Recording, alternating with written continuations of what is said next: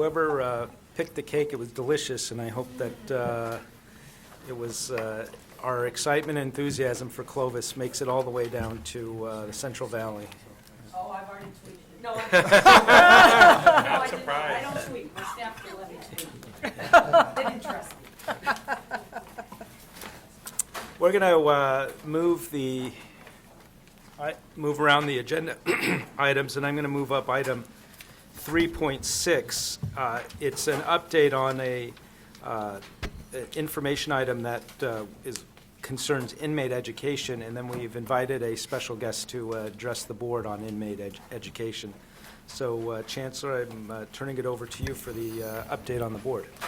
Thank you, President Baum, members of the board. I'm going to ask Vince Stewart to come to the podium to speak to this item in a little bit more detail in a moment. But let me tell you what we are providing you here today for information purposes. The awarding of the contract for this California Department of Corrections and Rehabilitation's program was unfortunately dramatically compressed, and in order to get this out the door in time to spend the money and not have the money turned back, we had to utilize the board authorized option for the chancellor to award a contract without board approval. And so Vince is going to give you an update of this program, and then I'll come back in a moment and talk to you about the specific references in your board policy. And again, this is for information only. Vince? Great. Thank you, Chancellor. President Baum, Vice President Estelano, members of the board, Chancellor Harris. So as the Chancellor indicated, I'm presenting this item with the Chancellor, and I'll start by summarizing the authorizing legislation for the grant program, and I believe Chancellor Harris, when I conclude, will speak to the process for approving the grants and contracts. So Senate Bill 1391 by Senator Lonnie Hancock was approved by the legislature and signed into law by the governor in September 2014 and became effective January 1, 2015. As I summarize this bill and its implementation, I think it's important to take note of the aggressive timeline that it was embedded in the legislation. So SB 1391 accomplished two things. First, it authorized the California community colleges to receive full funding for credit course instruction offered in state correctional facilities. Previously, we were funded for courses in local and federal correctional facilities only. And then the second thing that the legislation did is it required the California Department of Corrections and Rehabilitation and the Chancellor's Office to enter into an interagency agreement by March 1, 2015. And again, the legislation went into effect January 1, 2015. So the purpose of this agreement was to expand access to courses for incarcerated students, leading to degrees, certificates, and to transfer to four-year institutions. The 2014-15 state budget appropriated $2 million from the Department of Corrections Recidivism Reduction Fund for this purpose. However, before these funds could be transferred, the Department of Corrections had to obtain the approval of the Department of General Services, and our agency had to obtain the approval of the Department of Finance. The funds were ultimately transferred to our agency on June 3, 2015. So during this 2-month period between the approval of the interagency agreement and the transfer of the funds to our agency, the interagency agreement was signed and the funds were transferred to our agency. We completed a competitive request for application process, and successful grantees were selected by June 8th. There's, in addition, a required appeals process when you go through this selection process, the RFP process, that has an appeal built into it, and that concluded on June 22nd. In addition to the interagency agreement and the grant process, the Chancellor's Office had to complete an interjurisdictional contract for the project director to administer this program.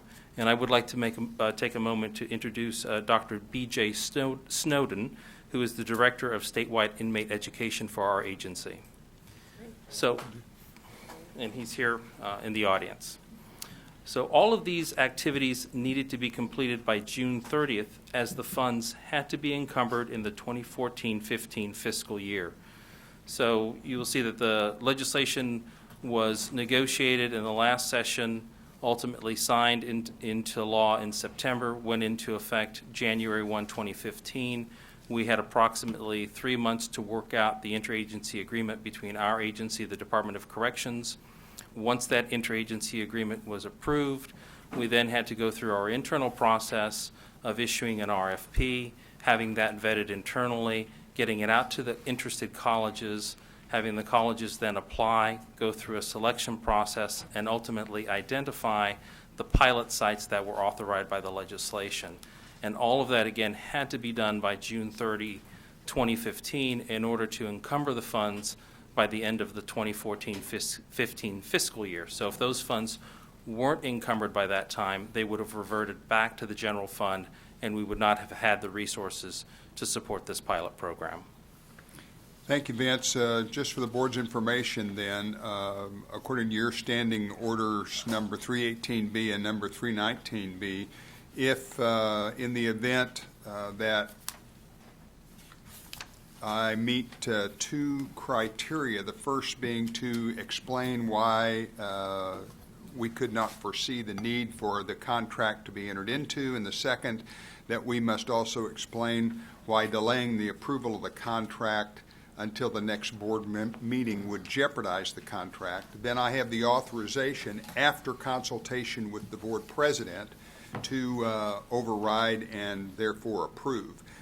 We use internally a form that we literally complete saying we're going to do this, and the notes that I've contacted the board president and consulted, in this case with him. And it's a fairly rarely used activity. In the 3 years I've been chancellor, I've used it only one other time. But just as you heard earlier today with the adult education report, sometimes these timelines, because of the legislation and the requirements, cause us to have to short-circuit the process. And so I did, on the 11th of June, approve contracts to the amount of $400,000 each for Lassen Community College, Chaffey Community College, Antelope Valley Community College, and Folsom Lake College on this inmate education activity. With that, I'll be happy to answer any of your questions. Right, and so it's always my preference that we actually do as much transparently as possible, and so when Chancellor Harris told me the extraordinary circumstances, I invited also Vice President Estolano to join a call so that we can review the procedure, so that unless it was absolutely necessary, we would have ordinarily brought this process to the board as we do another grant-making process, so that the board can act on it as a whole. But in this case, the Chancellor was authorized. But it has the added benefit, too, because when Vice President Estolano and I consulted with the Chancellor for this meeting, we say, even though it was within the authority, we wanted to bring it to the board and see if there are any questions about that. But then second, it provides an opportunity for us to talk a little bit about our inmate education program, and that's why we invite a special guest. So I see Member Budnick's hand. Yeah, so I think, number one, I think you guys did exactly the right thing. And I'm really impressed with the colleges chosen and the proposals they wrote. Really excited about that. Couple reminders, I think facts I've mentioned before. RAND just did a study that showed that inmates who participate in correctional higher education programs have an over 50% reduced chance of recidivating, which is enormous, absolutely enormous. And in our college-age population, in the system is the highest recidivating population, young, impressionable, 72% recidivism as a whole. But if you give them college, 7 out of 10 go back. But if you provide them with college, and in their minds, if they become a student, a college student, not an inmate, not a drug dealer, not whatever they've been labeled as before, they have an under 30% chance of recidivating. And if you give them the reentry supports afterwards, on the community college campus, they have an under 10% chance of recidivating. So from a cost savings perspective, from a human savings perspective, and from a public safety perspective, a very wise investment. I got to sit in on a Bakersfield College class happening inside Kern Valley Prison, not part of this grant, but because of 1391. And it was a public speaking class, and I remembered my public speaking classes at Emory University. These inmates ran circles around us. They were so prepared, they were so excited, and it was just unbelievable to see. I know you don't like to do this. I appreciate the fact that you did and we didn't lose this grant funding. I read the proposals. I think the proposals are fantastic. I'm excited, and due to this legislation and due to this grant cycle and due to where we're going as a state around this, the Ford Foundation, who's represented in the room, and a bunch of other dozens of national foundations and state foundations, community foundations have come together to put private money, non-taxpayer money, in to support this as well. So I thank you guys very much. Well, so why don't we go ahead, and Mr. Wood, if you don't mind coming forward, we're going to use this as an opportunity, and then we'll open it up to the rest of the board for questions. But Doug Wood is with the Ford Foundation, and when I told him that we are referencing this issue during our board meeting today, he moved his calendar and his life so that he could be here to address the board. And I think, and you're based in New York, and I appreciate you making that extra effort. Scott, do you want to do a word of introduction for Mr. Wood? And Absolutely. So Doug Wood, who I've known for many years, runs a worldwide higher education for the Ford Foundation. So there's days when he's in Africa and South Africa and Dubai and China dealing with community college and higher education issues. But he has taken a special interest in the intersection between higher education and social justice. And I've known of him for years because he ran a Pathways program, which I'm sure he'll tell us about, in, I think, North Carolina and maybe Michigan and some other states. But they have now pulled together, I think, $15 million in private resources to bring into California for a California Pathways program, which is going to be private funding coming in because of the extraordinary human and fiscal savings we see when inmates get a chance to become students. So with that, Doug Wood. Thank you, Scott. This reminds me of my old life when I served 4 years in the Tennessee Higher Education Commission. So it's been great to hear the marvelous... Do you have PTSD after today? No. I think it's great to be deliberative. It means you guys are very active and engaged in the work. President Baum, Vice President Estolano, Chancellor Harris, honorable members of the Board of Governors, Chancellor's staff, and the general public. It's an honor to be able to address you today with a few words.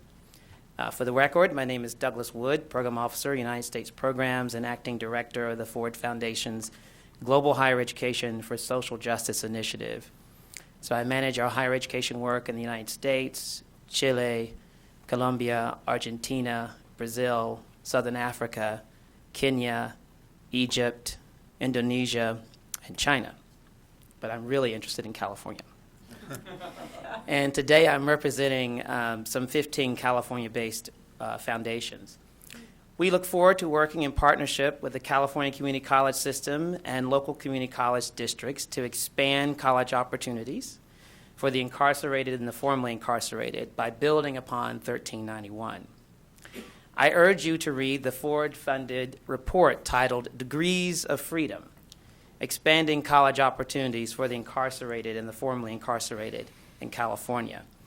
This is a joint report from Stanford and Berkeley. It is now in its third printing.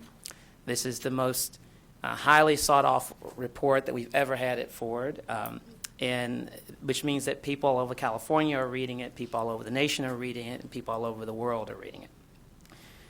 As I said, we look forward to working with you to develop high-quality college programs in prisons, building a learning community across the state of California, developing a robust evaluation, and developing comprehensive reentry programs that include access to continuing education, transitional housing, transportation, and health care, as well as supporting the connection to local criminal justice entities such as jails and probation.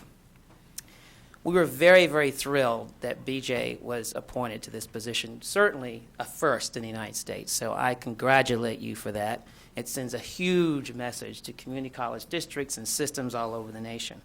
We look forward to working with Vince and with Dan and with Teresa and Pam.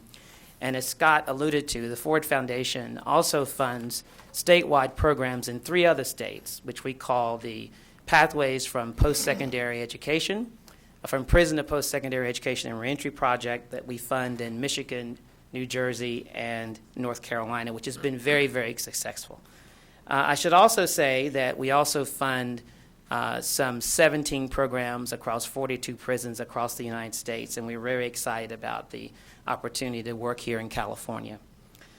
So the country looks to California for leadership. And I have to say that it's going to be great to work with you to figure out how do you begin to think about state, local, and private funds to actually create a national model. Because we know that there's so many incarcerated individuals and formerly incarcerated individuals all over California who only simply want an opportunity to take full responsibility for themselves and their families and their communities. So we're very excited. So we're going to be meeting on Wednesday in Los Angeles.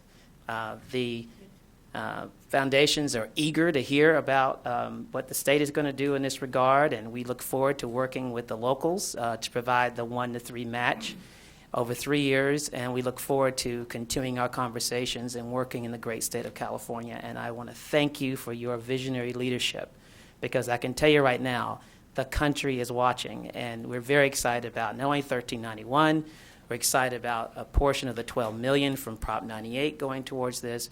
We're excited about the possibility of the local community college districts putting up to $5 million over a 3-year period, and we're excited about doing the $15 million match. So thank you. Thank you for coming, and thank you for making the effort to join us. I want to open it up to the board for any questions about both the item that was on the agenda for the report or where we're headed with inmate education initiatives. Any comments? We do have scheduled. Foundation. Right. Oh, okay. Well, so far, the partner foundations include the California Endowment, the Hewlett Foundation, California Community Foundation, California Wellness Foundation, the Weingarten Foundation, the Rosenberg Foundation, the Community Foundation of Riverside, and then we have several others that are now in soft commitments. But what they're looking for is to hear what the state commitment is, so that those who are now in the soft commitment category can move to hard commitments. But it's a wonderful combination of foundations. And what we've also tried to do is to not only work with the statewide foundations themselves, but also community-based and community foundations, so that our vision is to ultimately do an RFP with the local community colleges and hopefully be able to have a portion of the $12 million from the Prop 98 to go along with that. And in the RFP process to talk about how they're going to partner with other criminal justice entities, how they're going to partner with other community foundations. We've done briefings all over the state on that, and we're very hopeful that this is going to be very successful. Chancellor Harris reminded me that we are also going to take this up again at our November meeting, but I want to continue the conversation here as well. I have a question. Vice Chancellor Stewart, question for you. So on the 1.6 million, so was it distributed by evenly across the 4 community colleges, or give me a sense of that? Certainly. Okay, and the other one is, what are we getting for 1.6 million, right? So how many inmates are we touching? What's it really mean? Things like that in terms of return on 1.6. Correct. So the actual amount that was appropriated was $2 million, 1.6 million that would go out to colleges for grants, and then $400,000 that would come to this agency for infrastructure capacity, oversight, evaluation, so we could capture some of the data of the pilot program. So what we're getting actually is the result of many months of conversation with the Department of Corrections. Part of what we were trying to focus in on is where can we get the biggest bang for the buck. Corrections has what they call 13 reentry sites, which is really where folks are going, they're transferred to as they're going to transition back out into society. So we were looking for colleges in close proximity to those 13 reentry sites who could provide services workforce preparation services to get those students up to an educational attainment that if they wanted to transfer to four-year institutions. So to really look at those who are incarcerated who are at a point to where they could actually benefit from college curriculum, as opposed to trying to work with those who are incarcerated who are at many, many levels below grade level. That wasn't really where we thought we would get the biggest bang for the buck, given the level of investment and the amount of time that was afforded for that particular initiative, and that was done through SB 1391. So it was a rather discrete, I think, project, a discrete set of colleges who were prepared to do that and to meet the requirements of the RFP, which was to have our office and to have the partnership of B.J. Snowden to really walk them through what was expected. That's, I think, slightly different than what may be proposed through the Ford Foundation, because we haven't seen all of the details of what Ford and the other funders want to see by way of partnership. And I will just note for the board that in the other states that Dr. Wood noted, so I think it was Michigan, New Jersey, and North Carolina, those three states, to my knowledge, provided a dedicated funding stream to match the foundation dollars. So it was essentially a categorical program. What was negotiated through the budget trailer bill language through the Department of Finance and ultimately signed by the governor is language that authorizes our colleges to utilize their state apportionment dollars as a match for potential funding from foundations. So that's a little bit of a different twist, because it's not now the Board of Governors and the Chancellor's Office sort of directing certain colleges to step up with a match. It really is trying to identify those colleges who are interested, sort of working with the willing and trying to sort of serve as matchmaker, if you will, looking at what the foundations would like to see by way of programmatic implementation, achievement, and student outcomes, and which colleges are best positioned to do that. So that is a little bit of a different spin, if you will, than what I think is happening under other states. The additional money that was referenced is also apportionment funding, and that goes out through our institutional effectiveness program, and I think we spent a good deal of time talking about institutional effectiveness and what Vice Chancellor Tenna is spearheading for us. And similarly, that's going to be looking at potential resources that have many calls in terms of their purpose, and that is really under the overall umbrella of the student success and support programs that were the outgrowth of the Student Success Task Force work.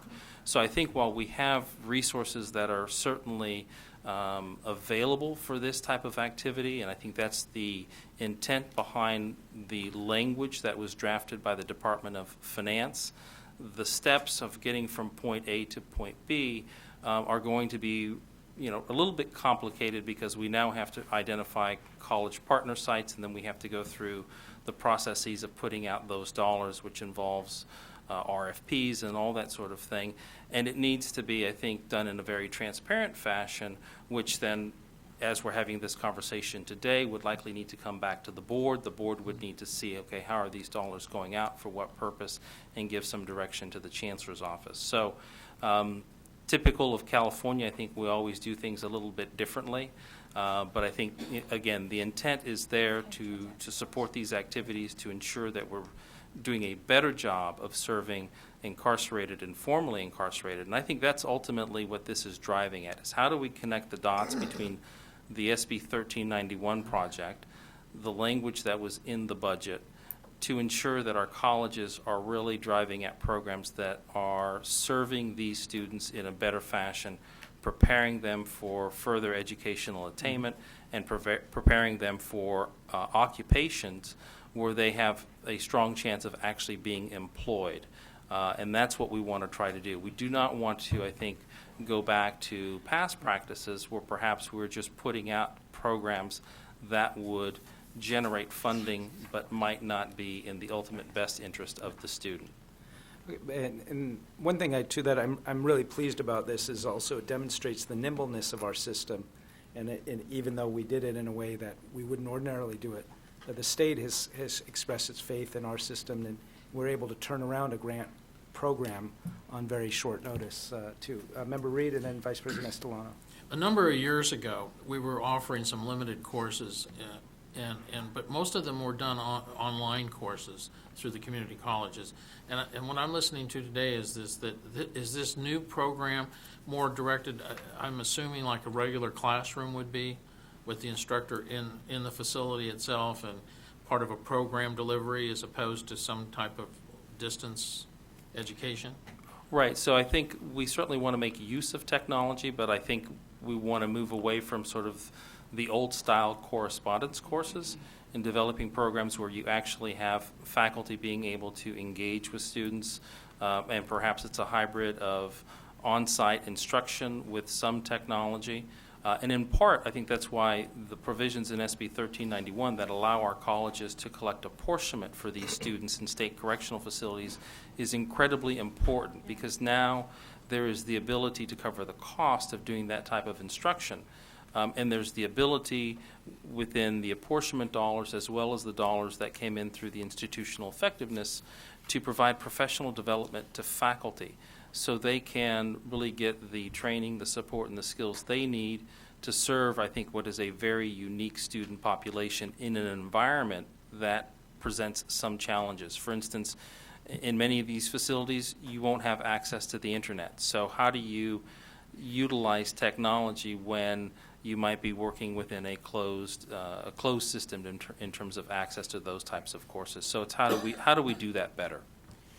Vice President Estolano? I think Mr. Wood wanted to respond. Oh, I'm sorry. Oh, no, I just want to mention one quick thing. I think that Vince is absolutely correct that the context is different here in California. Actually, I think it's a great idea to have the local districts put money into it, because then you have longer-term sustainability over time, more buy-in. I think that's great. But also, the trailer language also included within that $12 million, in addition to a list of other things, that part of it go towards the development of curriculum and online opportunities and things of that nature. So in the best possible world, it would be great that a part of that would be dedicated to this, or at least some process whereby some of it would be given towards this work, in addition to what the locals can put in, and in addition to what the private foundations can put in. Again, referencing the fact that I think it would be a wonderful model for the whole country to have the state, the local, and the private foundations all together working on a common goal, which of course is to have high-quality programming inside prisons and comprehensive reentry supports when they get out. And when you say a 3-to-1 match, you mean the foundations are going to put in $3 for every $1 that the locals put in? Yes, that's our goal. That was my question. I do have a follow-up, though. Of that 1 to 3 or 3 to 1, however you want to term it, Mr. Wood, is any of that being framed as a social impact bond or a performance? Are you guys trying to leverage even further to try to make your point? Well, actually, we have thought about that quite a bit, and I think that's further discussion. But I think right now what we want to try to do is to think about this over 3 years. Yeah. And so during that process, we're hopeful that we can think about being as creative as we can. As I mentioned before, we hope to get some additional fundings from community-based foundations during the RFP process. So I think that's certainly open to possibility. Great. And we've actually discussed that in New Jersey, as a matter of fact. Yeah, I just want to thank you for coming out here for this. This is one of the most important initiatives that we have going on in California, and the numbers are small, right? The amount, it's kind of like pocket change in our budget. Mm-hmm. But the shift in attitudes is enormous. What we've seen happen in the last 5 years in terms of people really focusing on recidivism and focusing that we cannot lose generations of young African American and Latino primarily males. We just can't afford to do that anymore. So I think it's commendable what Ford is doing and trying to lead this, spending time here in California, and then providing what I imagine must be a leadership gift to try to round up the state-based foundations. That's what it takes.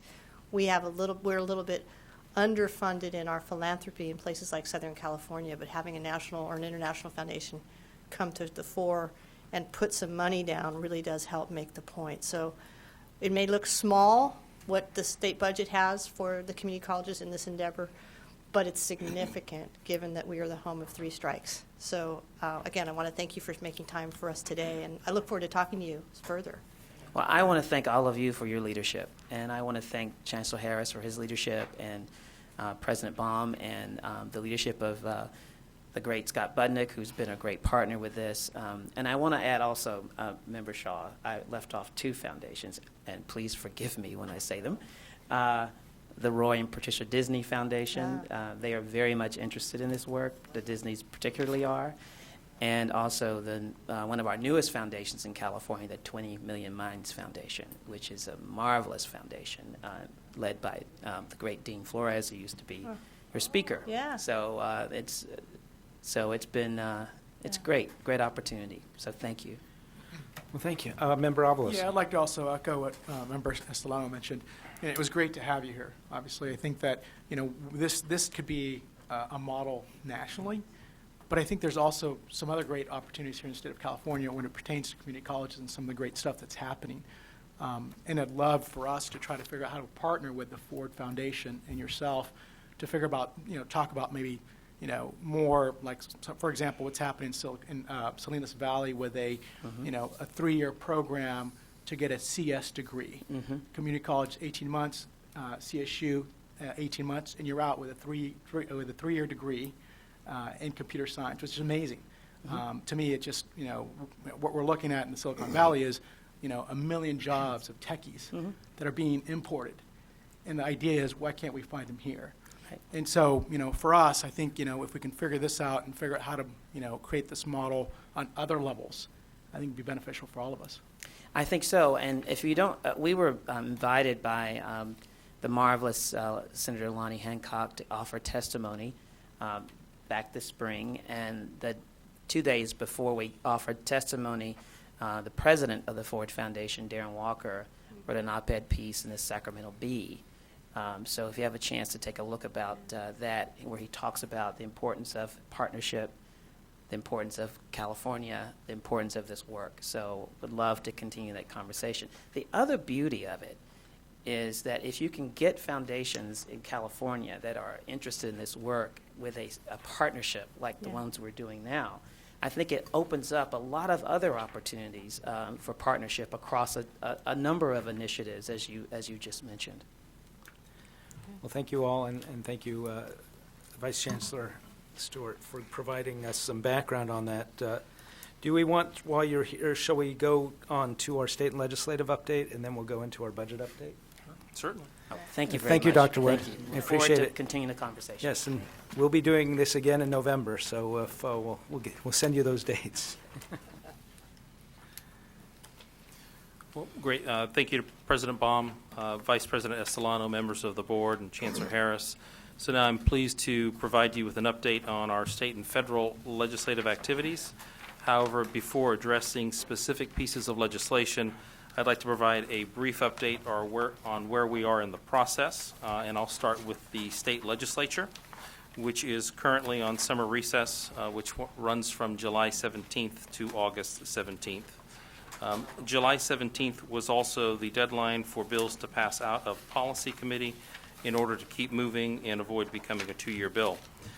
When the legislature returns in August, we'll have about a month for fiscal committee hearings and floor sessions. August 28th will then be the last day for fiscal committees to meet and report bills to the floor, and the legislature is scheduled to adjourn on September 11th. The governor will then have until October 11th to sign or veto bills that reach his desk. Turning now to state legislation, I'd like to note that the summary of state legislation we're tracking for the board starts on page 129 of your board agenda. I won't review all of the bills there, but I would like to update you on a few key pieces of legislation. And since this is the first meeting for some of our board members, I'll provide a little more context than I otherwise would. I'll start with Assembly Bill 288, and this is the board-sponsored legislation to provide added flexibility and encouragement to create more opportunities for dual enrollment, which is when high school students are enrolled in both high school and community college courses. Assembly Bill 288 was recently heard and passed out of the Senate Education Committee on a vote of 7-0. I'll note that this bill has passed unanimously out of the Assembly and Policy Committee, Fiscal Committee, two Policy Committee, Fiscal Committee, the floor, and now in the Senate Policy Committee as well. The Senate Education Committee did, however, make some amendments to the bill that add additional reporting requirements, place a focus on students who are not necessarily college-bound and are underrepresented in higher education. Under current law, dual enrollment is really focused on students who are advanced academically or looking toward vocational education, so this is a bit of a broadening of that. The amendments would also cap the overall enrollment of special admits, and that's how we classify dual enrollment students. And the amendments would also add a 5-year sunset to the bill, which is relatively standard operating procedure for the Senate Education Committee, particularly with legislation that's sort of viewed as a pilot project. Now, while we were not seeking these amendments, we do believe they are workable and do not diminish the overall benefits of the bill. So AB 288 is now set to be heard in the Senate Appropriations Committee on August 17th. So we're beginning the process of meeting with members of that committee, appropriate staff in the leadership of the Senate, and to really focus in on the cost of the legislation, which in our estimation really is an investment, more of a cost, an investment insofar as recent studies demonstrate that students who are engaged in dual enrollment tend to graduate high school at higher levels. They do better in terms of their GPA. They then matriculate into post-secondary at higher levels and persist. So we really do think this will help students come to post-secondary ready to do college-level work and hopefully avoid having to go into basic skills instruction, which you all know what that can mean in terms of student success and their progress. And I'm going to run through these bills, and I thought I would pause at the end of the state bills to allow for any questions, if that's okay. The next bill I want to mention is Senate Bill 42, and this is the legislation that would have created the next generation of the California Post-Secondary Education Commission. This was actually eliminated by Governor Brown when he vetoed funding for the commission in the 2011-12 state budget. Senate Bill 42 originally was looking to sort of recreate that commission. It was, however, amended significantly before going into the Assembly Higher Education Committee on July 7th. The bill now seeks to create the Office of Higher Education Performance and Accountability to serve as a statewide higher education coordinating and planning office. This is similar to offices of higher education in states like Ohio and in Minnesota, where they have sort of an extension of the administration overseeing higher ed policy. So specifically, this Office of Higher Education Policy would be within the governor's office with an executive director that's appointed by the governor. It would also have an advisory committee that's appointed by both the Senate and the Assembly. And the office would have a wide range of responsibilities, which would include articulating and monitoring state performance objectives for higher education, assessing the need for and location of new college and university campuses, reviewing educational programs and proposal reviews, degree coordination, reviewing the eligibility pools for admissions, that's more so for UC and the CSU, and then serving as a statewide data clearinghouse. We are currently analyzing the details of these amendments because they came out just shortly before the bill being heard in committee. I will say that our initial review points to some concerns with the potential encroachment of an office like this over the purview of the governing boards of the three segments of public higher education, certainly the Board of Governors, the UC Regents, and the CSU trustees. We are also concerned that the advisory board does not have dedicated segmental representatives.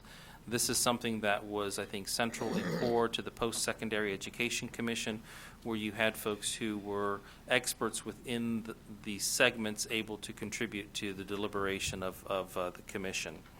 So I think that is definitely something that is going to be a work in progress. I know the other segments are looking at it as well. And I suspect, the administration is certainly taking a close look, as this is, in some respects, reinstating something that, at least one point in time, the administration felt that may have lost its way and was defunded. The next bill I would like to mention is Assembly Bill 770, and this deals with basic skills instruction. I would like to note that in the editing process of your board packet, in the state legislative update, the position is reflected as a support position. It's actually a support if amended, which is what is noted in your matrix. So a little bit of confusion there, and my apologies for that. So the purpose of this bill is to provide some added direction around the $60 million that was provided in one-time money in the state budget for basic skills instruction. This bill was amended significantly prior to being heard in the Senate Education Committee on July 15th. The committee actually restored a lot more of the discretion back to the Board of Governors and to the Chancellor's Office for issuing the grants that would be provided through this process. And it would also tie the grants to the scope and the complexity of the work to be done, and it would require the consultation of external stakeholders around the provision of technical assistance around basic skills. So we think those are improvements. However, we retain the support if amended position in large part because we believe, and have said this consistently, that we have an existing basic skills initiative that's been funded for several years now. The funding has been uneven, but nonetheless that initiative is in place, and we think that it would be better to use that infrastructure and that process to drive expansion of basic skills instruction. In addition, we think that there is potential for greater benefit to have ongoing funding versus one-time funding in the budget that may get some short-term gains, but over the long haul may not bear the fruit that we're looking for.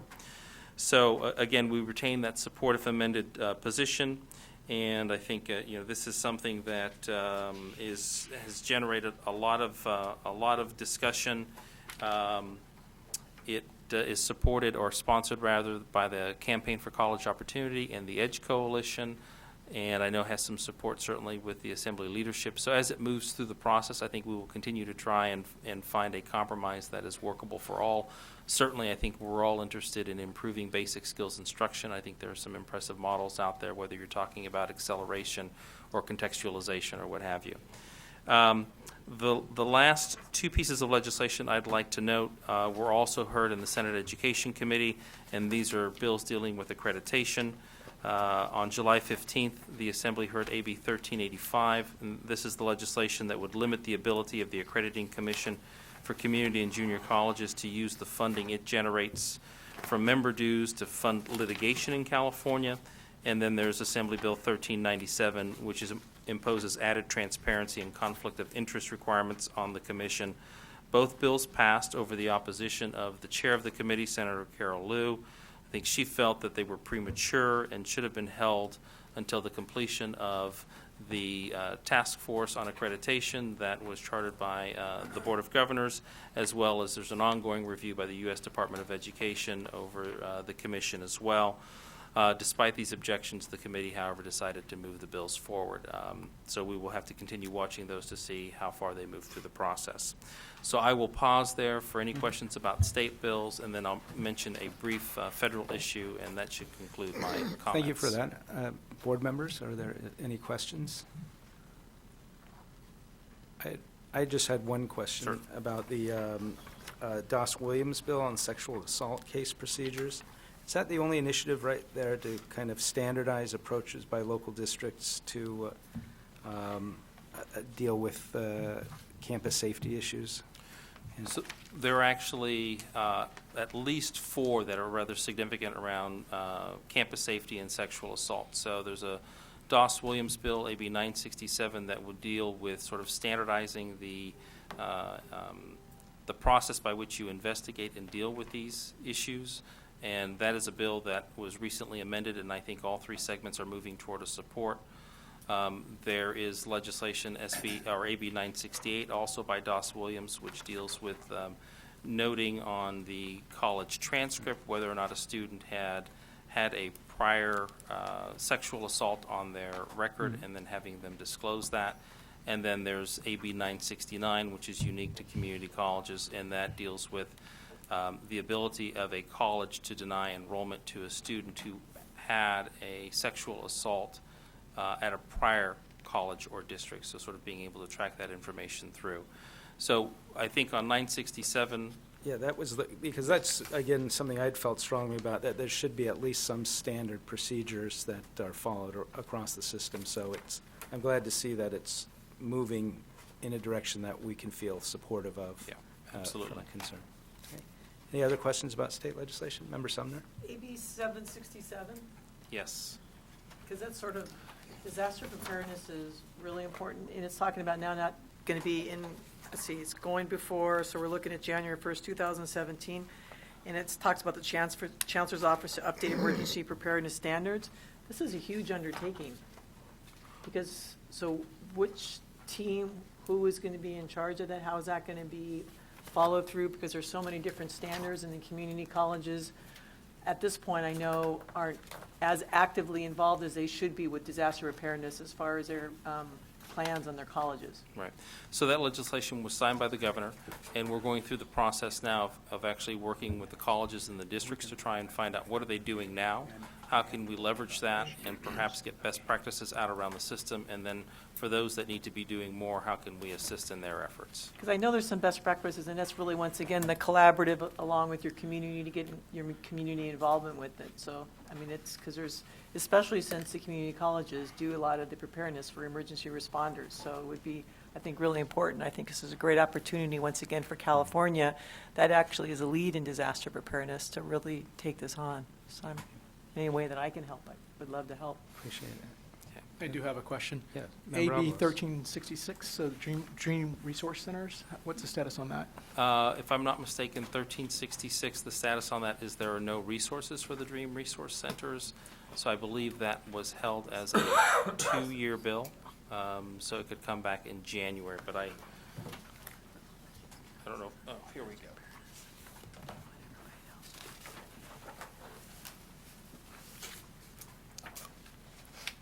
No, I'm sorry. Actually, that one, there were 2 bills doing the same thing. That one does not have any funding, so it actually moved to the Senate.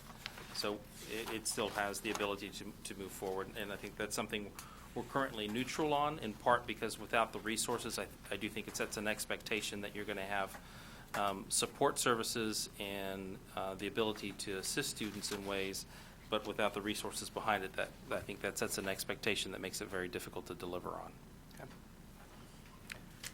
Do you have a very brief update on Very federal? brief update. I will keep this quick. So federal update begins on page 139, and I just wanted to mention briefly the America's College Promise initiative. On July 8th, Senator Baldwin and Congressman Scott introduced the College Promise. This is legislation that builds on the President's January announcement regarding his plan to provide tuition and fees for community college students. Specifically, the legislation would provide grants to states, a total of $80 billion over 10 years, that agree to waive community college resident tuition and fees for eligible students. Federal government would provide approximately 3/4 of the national average, and it would be a first dollar program. These are students that would have to be first-time college students attending at least half-time and would have to make satisfactory academic progress and enrolled in eligible programs. I think the issue here is that the legislation, for most of the folks that I've spoken with, has very little chance of getting through Congress. I think the administration is now pivoting toward a strategy of working locally with states, districts, and colleges to have them implement this on their own. I think that creates a bit of a challenge for California. We're already the lowest in the nation in terms of the fees that we charge. And without the federal dollars as a potential match, then that shifts all of the cost to the state. For California, that could be a $400 million price tag. I think the likelihood of the state augmenting our budget by an additional $400 million outside of Proposition 98 is probably slim to none. Within Proposition 98, that would then mean you would have to you would have to divert those resources from other activities, and I think that creates a very challenging conversation given all of the work that we're doing around student service, student success, and other areas. So I think that's obviously a conversation that's going to continue to play out. Thank you. Any questions on federal legislation priorities? Thank you very much. Great. Thank you for the additional time. We're going to go back to items 3132, a review of the budget, and then a review of our budget requests for the coming year. I'm going to, in order to ensure that we have sufficient time to discuss the budget, we're going to hold item 3.3 for our next meeting, and then time permitting, we'll get the report from the foundation and then our board member report. But Chancellor? Thank you, President Baum, members of the board. I'm going to introduce Dan and let him cover both of these items. As you recall, the legislature did sign and the legislature approved and the governor signed a budget that's the best any of us have seen in this state in more than 2 decades. So Dan will give you a very brief update on the current budget, and then he will speak to you about the 16-17 proposal, which we have to begin work on the day after the other one is signed. So Dan? Yes, thank you, Chancellor Harris, President Baum, and members of the board. Clearly, the 15-16 budget, as Chancellor Harris mentioned, was an extremely good one for K-14 education and for the California community colleges. Certainly the best that I've seen in my time in the state. When I have spoken to groups over the course of this year, I've noticed that I've been here about 4.5 years now, and that is long enough to see the worst of times in the community colleges and also the best of times. So that gives us a sense of how variable the state's revenues can be and what impact that has on the Proposition 98 guarantee and our funding. But we are clearly in a very good trend now. With the economy showing strong signs of improvement over the past few years, and of course, the approval by the public of Proposition 30 revenues. One note about that improvement in the economy, one of the reasons why it's been such a great benefit to the Proposition 98 guarantee is kind of an arcane rule in the guarantee, which requires what we call a maintenance factor. So in earlier years in the budget, when the state does not have to fund us at a certain higher level of the guarantee, we accumulate debt over time where the state is required to quickly catch up to what we would have been funded at had times been better. So now that the revenues are coming in, almost every dollar that's coming into the state treasury is obligated to go out to K-14 education. So K-12s and the community colleges have benefited very much from that calculation over the past couple of years. Other areas of state government, which were also severely impacted during the downturn, have not been as fortunate as we have. Looking forward to the next year, and certainly at the end of my talk, I'll talk about some cautions looking ahead, is that the bulk of that maintenance factor has been paid down in the past couple of years. So we should not necessarily expect that increases in revenue going forward will be as much a one-to-one match for the guarantee as we've seen in recent years. But for the 15-16 budget, as Chancellor Harris mentioned, an exciting one for the community colleges. I'll go quickly to the details, to the important details in the interest of time. They begin on page 110 of your agenda on the bottom half. I'll just highlight a few areas of special interest. As you may know, during the downturn, we did not receive COLAs for 5 years. That resulted in a massive loss of purchasing power for our district, in addition to the direct reductions that our budget saw. Combined with the coming increases in the PERS and STIRS obligations, which will eat into district general purpose budgets, our system made a very high priority of trying to increase discretionary funding for districts so that they can both recoup that lost purchasing power and prepare themselves for those coming PERS and STIRS obligations. The administration and legislature were very responsive to that request, providing nearly $260 million in a general operating expense increase to our system. And that's, again, that is above and beyond growth in COLA, so that makes real progress in terms of restoring that purchasing power. We're delighted to see that. We're also delighted to see a very, very robust figure for increased access into the system. About $156 million is provided to increase seats. We believe that'll bring in about 65 or 70,000 more students to our system, so many of whom were denied access during the economic downturn. So we're very thrilled to see that. We received a $200 million increase to the student success and support programs. So that's a $100 million increase to the Triple SP program, which is the old matriculation program you may know it as.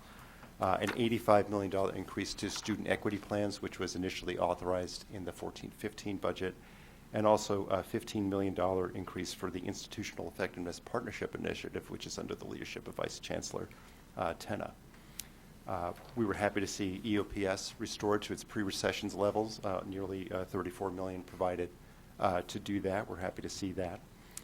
We were also happy to see, for the first time since, I believe, either 91 or 92, I think, funding provided directly to the system for the purposes of hiring new full-time faculty. There's a typo here. I said 63.3. It's actually 62.3. I tried to steal an extra million.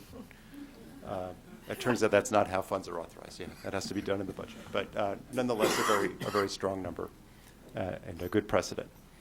A couple of new programs were provided in the budget. This one, there was a very big push, particularly in the Assembly, for financial aid increases for our students. So we have, for the first time, I believe, in our system, $39 million in direct financial aid support for Cal Grant B recipients who are taking 12 or more units.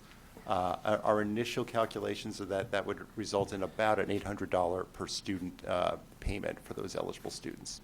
So we'll be working with staff and stakeholders to try to make the arrangements for that deal to get that money out to students as quickly as we can, so that that can benefit their education. Also, there's some one-time money for governor's initiatives relative to basic skills. There's a $60 million program. Again, this is a new program for the Governor's Basic Skills and Student Outcomes Transformation Program. So this is entirely new. It's a grant program for districts to implement evidence-based practices that will improve basic skills education or expand practices for students in those districts. This will be details of this will be worked out under the leadership of Vice Chancellor Walker. She's already begun some discussions with key stakeholders and will convene a group near the end of August to try to work out more details and ensure that we're incorporating best practices, leveraging the best practices we're already aware of to get the information out there to districts, and also to make sure that we're including lifelong learning skills to make sure that workforce is included in that provision. There's also a $10 million program called the Basic Skills Partnership Pilot Program. This is a pilot to work with 5 community college districts who will partner with CSU campuses and local high schools to help provide and coordinate remediation skills for incoming CSU freshmen. Once again, Vice Chancellor Walker will be working out the details of that program, but we believe that there will be many districts very interested in this. There's a lot of ways to cut the information and the data that for a budget of this magnitude. We've included an attachment. If you take a look, it's a table that compares the 15-16 system budget requests approved by this board in September with the final augmentation or increase provided in the budget. Also in that last column is the total funding for the item if relevant. And I think you can see in very important ways there's a great deal of overlap between the request and what was actually funded in the budget. Very strong numbers for enrollment growth. We asked for base funding increases. We got far more than we'd even contemplated in September. We got exactly the increase in student success programs that was asked for in the budget. We received funding for hiring of full-time faculty. EOPS was restored. Our system budget requested the restoration of all categoricals back to pre-restoration levels. We were able to get EOPS and increases for apprenticeship and then some in that area. So I think you could see that there's, particularly when times are good, we have a very good partnership with the governor and the legislature. Our priorities are very well aligned, and I think that's reflected very well in this final budget. One area not covered in this, my ascetic and altruistic nature required me to only focus on the local assistance piece of the budget. In our state operations budget, we did receive 6 new positions for the Chancellor's office, so that'll help us continue to implement the student success programs and also some of the new programs that were approved in the budget. So we're very pleased with that. Six positions? That's right, 6 new positions for the 6. 15-16. I thought you said 60. No, we can hope, but that's next year, I'm sure. I would like to postscript Dan's review of the budget, because we do have representatives from the Governor's Office and Finance in the room today. And to tell you that it's one thing to have better resources. It is altogether different to have the goals of the administration and the legislature and this Board of Governors dovetailing. And in this case, we have both added resources and identical goals. And it really makes for a fabulous environment. I mean, the administration and finance and the legislature funded access, they funded student success and equity, they funded preparing our colleges for the huge STRS and PERS increases that are coming down the pipe, and trying to restore the core budgets that were lost during the Great Recession. So it's very, very important that we not only have resources, but that we agree on how those should be used. Agreed. Since the agenda item highlights inmate education and adult education, we already addressed those in earlier items, so I won't go into detail on that today. I did want to point out one policy change related to veterans. The federal law change last year would disapprove programs of education eligible for the GI Bills if those systems, if those education entities charged qualified veterans who were otherwise non-resident fees. So our colleges, in order to meet that federal requirement and make sure that they could provide those GI Bill benefits to our veterans, needed a law change to do that. So there was a law change passed contingent with the budget, consistent with the budget, that would make for that change. So our colleges can charge qualified veterans who would otherwise be non-residents resident fees and receive funding to do so. So we're very pleased by that. Again, a few cautions going forward. I've already mentioned some of them. Not every budget is this good. I don't think it's a reasonable expectation that the coming budgets will be this good. Recessions happen. They don't always happen when we hope they will or plan that they will happen. If you listen to look at some of the economic data, if anything, we may be overdue for a recession. So that can hit us at any time. I mentioned before the maintenance factor has mostly been paid down, not entirely, but mostly been paid down. So not every new dollar of revenue coming into the state will go directly into Prop 98 in all likelihood. Colleges do face that added cost for PERS and STRS obligations in the future. We've calculated when those scheduled increases are fully implemented that it will that the ongoing increases to cost to colleges will be $400 million or more a year. So this $267 million received is a good down payment for that, but it may not even entirely cover that cost unless we can get some more discretionary resources going forward. Again, with that, this is an outstanding budget. I hope to be here next year and present you a budget that's 70% as good as this one. So with that, I'll take your questions. Thank you. Board members, Member Epstein? I agree, it's a great budget. There's 1 0 that jumps off the page, though, which is the professional development. Yes. And I was wondering, is there a backup plan for that? I mean, how does that impact the system, and are there any other ways to fund that? Yeah, and I think you'll see in the next item as we talk about the 16-17 request that remains a very high priority for our stakeholder groups. I think I would say that I think the governor and administration and the legislature's perspective on that may well be to say that while there's no earmark for professional development in this budget, there is a good amount of discretionary funding provided in the budget, and colleges can certainly utilize those dollars for professional development if that meets the local priorities. And I think it's also fair to say that in the student equity plans, if colleges have identified professional development as one area that's successful reducing achievement gaps so that they also have, they can use those dollars for professional development as well. But I agree with you, going forward, we'd like to see the dollars earmarked for that purpose. We did also get some professional development dollar flexibility in the institutional effectiveness augmentation, so there is some opportunity there. I do have a question. Yeah, Member Oblos. Yeah, so I see there's $60 million directed towards basic skills, student outcomes, and transformation programs. What role is the Chancellor's Office playing in that? I'd like to know more about that. This is a one-time fund. So the question is, since it's only a one-time, how are we going to administer this, and how are we going to, make sure that, we have a way to look at the return on investment, like I always talk about, but at the same time, to set the right expectation, since it's a one-time fund, what happens next year? Yeah, it's a great question, and in fact, at your retreat in September, a good share of that Sunday time is going to be spent on this issue, and it is not only on the $60 million, but the work that we've done up to this point.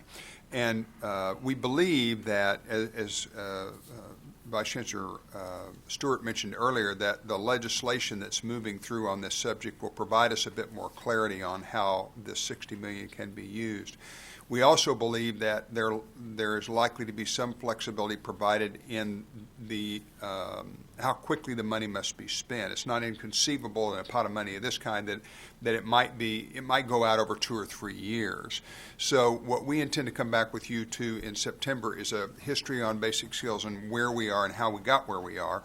And then by then we believe we will have some idea of where the $60 million is going to go, and especially with this program, the idea is to find those 5 or 6 successful activities that are being undertaken, encourage colleges to pick one, and then talk about how they're going to scale that up to more and more students. So I wish I could be more definitive on the answer to your question. It's the same question we have, and we expect to get it answered in the near future. Yeah, one other point I could make about that is that we do have an ongoing categorical program that's right now at about $20 million for basic skills purposes, and it may be that we could take a look at that categorical in the context of all this one-time money to see how we can make changes to that ongoing categorical going forward to leverage the benefit of the one-time money. The last question I have is just on the remaining apportionment deferrals.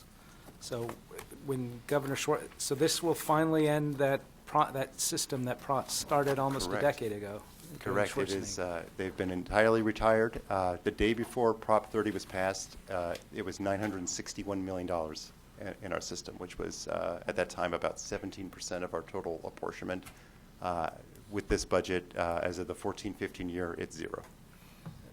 Think of that as a credit card that just got paid off. That's right. Wow. Well, that's fantastic, especially as a local district who'd seen that those budgets cut or impacted as a result of the deferrals. Agreed.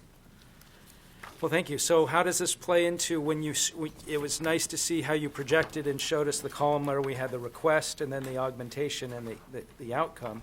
So it really makes a difference as to what we put forth in the request. So do you want to share that absolutely. with us? So moving on to the 16-17 request, we are required each year by law to, by September of each year, to provide the Department of Finance with our system budget requests for construction of the governor's, development of the governor's January budget proposal.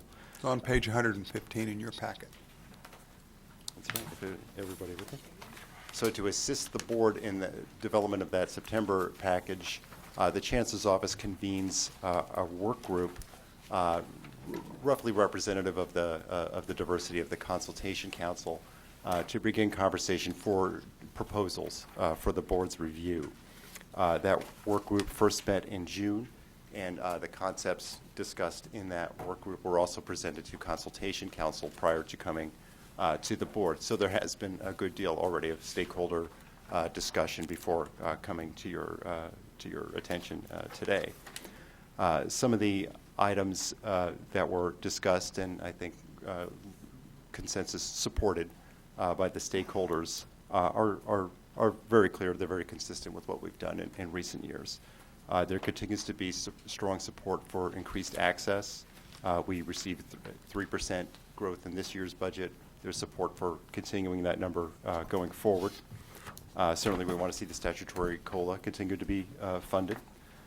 We'd like to keep pushing for that increase in general operating expense dollars so we can both replenish the foregone COLAs and prepare for the STRS and PERS obligation payments that are coming down the pipe. As we discussed earlier, professional development is strongly supported within the system in an earmarked fashion, so we will be looking for ways to provide a solid proposal for that. Vice Chancellor von Ton-Quinlivan has been led, of course, all year a task force on workforce. Workforce is very important to our system, very important to the state. The governor's office in their budget summaries has made reference to looking forward to the recommendations of that task force. So while we don't yet have approved recommendations for that task force, we do want workforce to be a big part of our budget requests. So pending the recommendations from that group, we want to leave aside some funding in the budget request to fit that in, so we can have some comprehensive focus in the budget on supporting workforce in our system. There's a lot of support for renewed attention and funding for basic skills, as Chancellor Harris mentioned earlier. We still have about $60 million in categorical programs that have not been restored in the recession time, including some of the part-time faculty programs. So we'd like to continue that push to get them back to their pre-recession levels at least. We'd like to also continue the request for full funding for hiring of full-time faculty. Some other issues that came up among stakeholders, there is a lot of support for funding of technology. We've had a lot of initiatives in recent years, whether it's online education, smart boards in classrooms. Technology is such a key component of the classroom these days that getting additional funds to support technology was well supported by the group. There was also a lot of talk about mental health and campus safety. And I think it's a real touchstone. When you're bringing it up within a group, everybody has a little story about it, a little support that they'd like to see. I don't think it's yet kind of come to us in the form of a kind of a firm budget request. There's been some thought that maybe we can make an allowable expenditure within the SSSP program or something to that effect. But I think it's clear that there's a real thirst out there in the field for a little bit of guidance and support for districts in the areas of mental health. So I think as an office, we should take a look at that, whether it's in the budget request or not. So with that, my request from the board today is to get some feedback as to whether you think the concepts the work group has been working on are consistent with your priorities. Are there ideas here that you would not like to see go forward in September, or are there new ideas not mentioned that you would like to have draw some attention to now? And so I believe we have a member of the public who would like to address the board. We do. Richard Hansen? And while he's coming up, just as a reminder too, so that what you will be putting together is a recommendation for the board to consider at the September meeting, and that will then constitute our formal request to the for the budget. That's right. Hello, I'm Rich Hansen. I'm here representing the California Community College Independents, who are the independent faculty unions in the state. And I just wanted to thank Dan for mentioning the part-time categorical items and also the full-time hiring. That was really a big deal this year. I was hired in 1991, the last round of AB 1725 program improvement money, when that was supposed to be an ongoing program. It ended 2 years after 1725 was enacted. I think we had two installments of that. So we're very excited to see that come back. I appreciate the Chancellor's comments about how important it is to have our budget change proposal have some common interests among our groups, but also with Department of Finance, Governor's Office, the legislature, to make sure that everything works out well. And I think we hit it pretty well this particular year. Let's do the same next time. And in that regard, I wanted to talk a little bit about the Student Success Task Force, which did its work in a time of austerity. One of the things that we started that group with was a mandate that nothing could cost money. So every time the thought that maybe we'd have more full-time counselors, more full-time faculty, address part-time faculty issues, it was always a non-starter. But of course, student success relies a lot on those areas, so I'd like to say that we could now, with additional funding, address the faculty side of student success. We've done a lot of other things, gotten a lot of very generous funding. Now might be the time to move forward on that. And I would just ask you to consider it really as a whole. It's really professionalization of both full and part-time faculty. The full-time faculty goal of 75%, we'd like to make some real progress. And we do, I think, plan this time to work on the FON requirement, the full-time obligation number, to see if we couldn't re-engineer that so that actually we make some progress. And for part-time faculty, it's pay equity, compensation, office hours, office space, all of those things that are so important to student success. And again, the professionalization of the entire faculty, both full and part-time. Thank you very much. I'm looking forward to working with Dan on this week. Wednesday is our next meeting. Thank you. Thank you. Any questions or comments? So, Member Abalos. yeah, to your last question, Dan, I think the question I have is, when I look at the ratio of counselors to students in the districts, it seems like it's really high, right? When you have 750 to 1 on average, that is an area where I'd like to see what can we do there. But I'd like to think about it from a transformational perspective. It's like, how do we use technology or other things that we can do to incent community colleges to think about how to do this? Just like we did a one-time basic skills and student outcome transformation program, can we put something like that in the budget, right? Because realistically, I don't think we can put more bodies on this. We can't bring the ratio down. So how do we do it so that, we're using technology to get counselors to a point where they're not doing the basic stuff they don't want to do, but to get them to do the stuff they really want to do, which is counsel on outcomes. So to me, that's something that I'd like to see, that maybe we can think about how do we look at that, right? Yeah, I think that's a really important point, and I think the budgets in recent years have kind of done a little bit of both. Whether it's enough of both is maybe another argument, but by funding the SSSP program, that doesn't lend itself to hiring of some counselors, so that does get some bodies into the fold at the district level. Also, that funding allows us to set aside some dollars for the development of some technology issues regarding e-planning and e-transcripts. So each student presumably is a need on a continuum, right? Some need high touch, some need small touch. We have some students who are probably relatively sophisticated college goers who maybe through an app can help plan out their courses without having to visit a counselor. So that's what that program is designed to help do. Again, it's all of a piece trying to work together around student success, and I think your points are well taken. Chancellor Davies. Well, I appreciate your comment, Member Abalos, and we will feed that back to the work group, specifically the comment you made. Member Corr. Thank you. Something that I think would be really beneficial in terms of student success would be increasing funding for health and psychological services, which would go into mental health.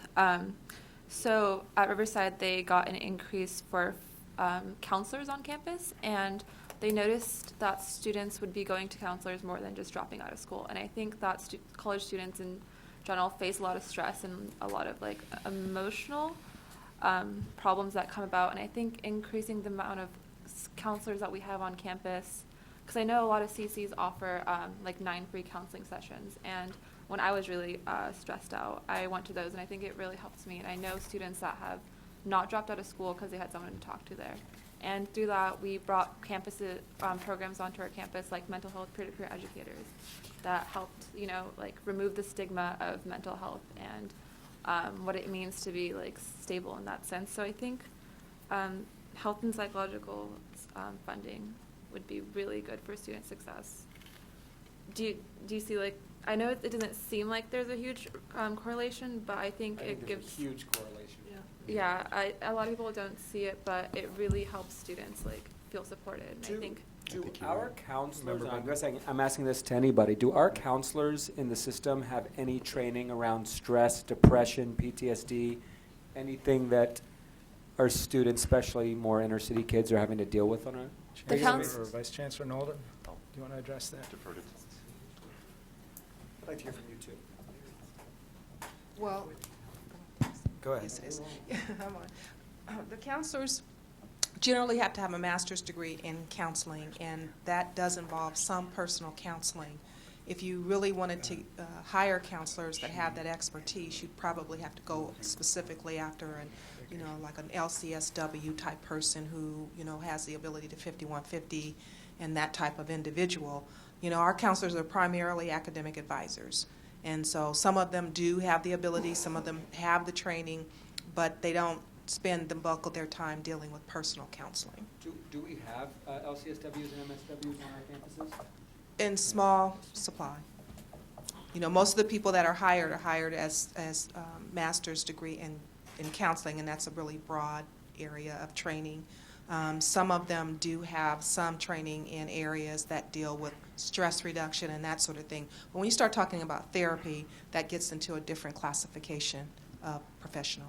Member Corr, then Member Sumner. Thank you. If I could clarify, when I meant counselors, I meant psychiatrists. So if you increase mental health and psychological services funding, you'll be allowing psychiatrists to essentially work on campus. And I don't mean like Psychologists. I apologize. Psychologists to work on campus. So that's what I mean in terms of counselors. So those therapists. And so we have those on campus for our district. And I think if we increase the funding for the state, you could bring those like therapy sessions onto campus and help students deal with those problems. And I think that overall would increase a lot of student success. Member Sumner, and then Vice President Estolano. I was just going to respond to that a little bit. It's like with the disability, with the changes that we've made, I think with the mental health is huge and really important. And when you bring the veterans all into it, the more the awareness, but it really comes back to the education and training, the teachers, training them, because it's not, if a teacher is aware of it, it'll happen a lot quicker to help the person than if they send them to a counselor. So we need to really educate the teachers and the staff. That's where money needs to be funded, because if they're not educated and shown, especially now like with MST or with sexual trauma, it needs to be more awareness before it comes to that point. So I really think we need to get money and funding back into that, where it becomes mandatory that for these people to do it like they do in other organizations, where now it's mandatory training for some of this, because it's a student in a class or a teacher that might be aware of something all the way down to K through 12. It's the only way we're going to really fix this problem. Vice President Estolano.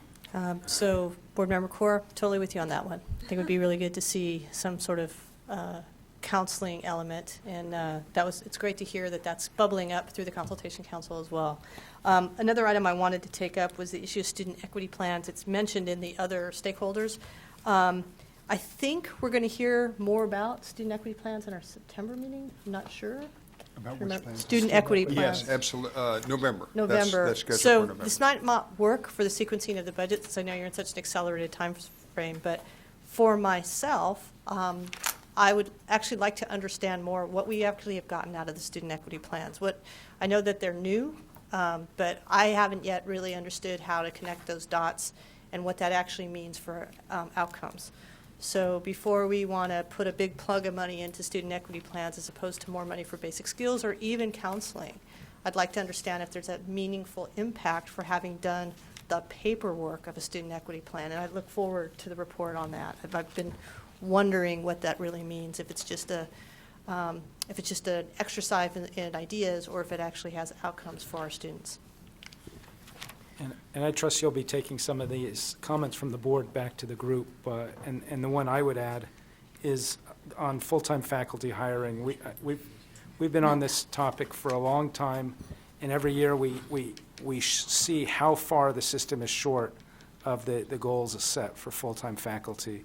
And we say, oh, there's not enough money. If we're not going to make significant progress in this budget cycle, we're never going to make progress. And I think that we all know that students benefit by having a full-time access to a full-time faculty member, and I think we should use this budget year as an opportunity to hold local districts more accountable for hiring, because there are some that are well below 50% in full-time faculty numbers, and so I'm counting on us beating that drum loudly. Member Reed? I had one quick question on the sales tax that the taxpayers voted for a few years ago. That begins to sunset, or it does sunset in 16? Correct, at the end of the 16 calendar year, and then the income tax portion of Prop 30 goes away 2 years later. Okay. And what impact in your discussions have you had on that?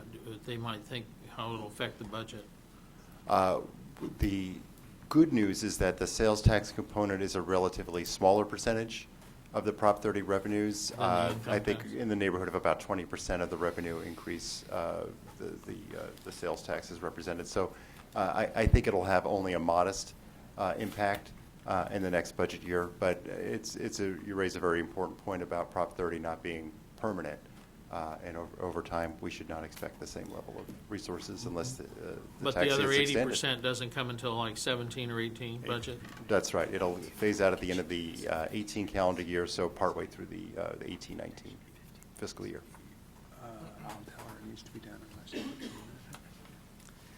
Any other?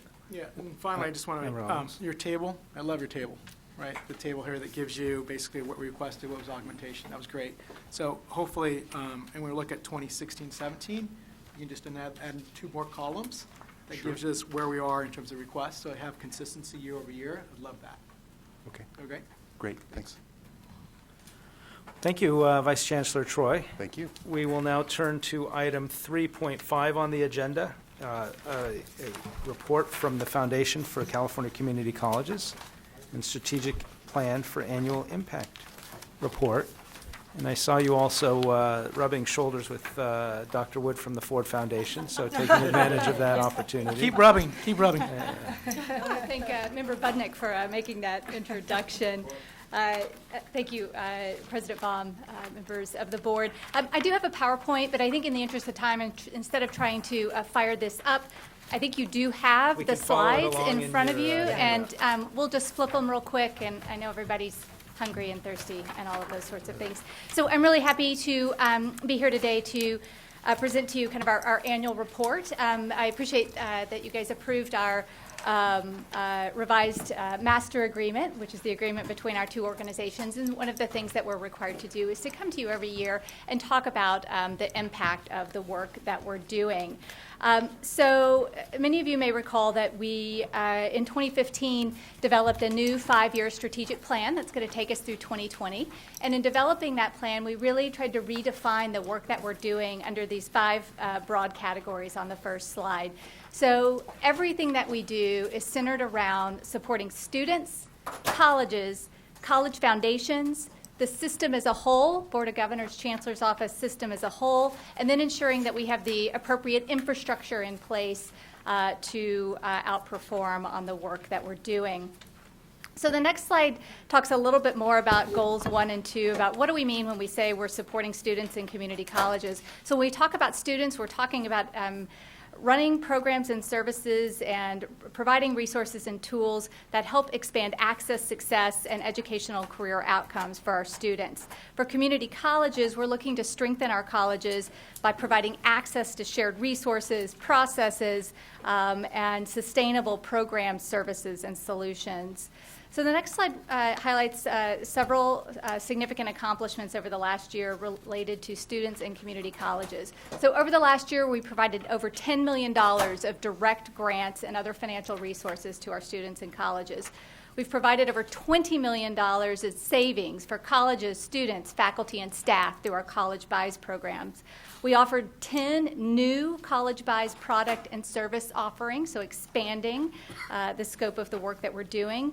We served over 100,000 students, faculty, and staff through training on student mental health support services, and that was in partnership with Chancellor's Office leadership. We placed over 70,000 nursing students in clinical placements. That's not only in California, but throughout the nation, and facilitated over 500 student internship placements throughout California. We launched 3 new technology tools that benefits our students in community colleges. LaunchPath, that facilitates student internships. Step Forward, which was an awareness campaign around student success and priority enrollment. And the Automotive Resource Center, which you heard us talk about at the last meeting, was developed in partnership with the Bureau of Automotive Repair, that serves industry professionals, employers, faculty, and students in the automotive industry. As we look to 2016 and where we're going over the next year, we're looking to continue to expand our opportunities to provide grants and direct resources to our students and our colleges through our grant development efforts. So we're trying to bring money in to then distribute money throughout the system. We want to continue to grow our College Buys program and grow through both diversification, so expanding offerings, and also increasing utilization throughout the system and making sure people are aware that these products and services and cost savings are available. We want to engage more employers and increase work-based learning opportunities for students, and we're going to do that both through our back office internship services, where we become the employer of record for employers who are willing to offer internship opportunities, and expanding utilization of our technology tools so that we could scale that service throughout the state. And of course, with the new technology tools that we're developing, we want to make sure that we're maintaining those technology tools, continuing to enhance those tools, and increasing utilization to ensure impact.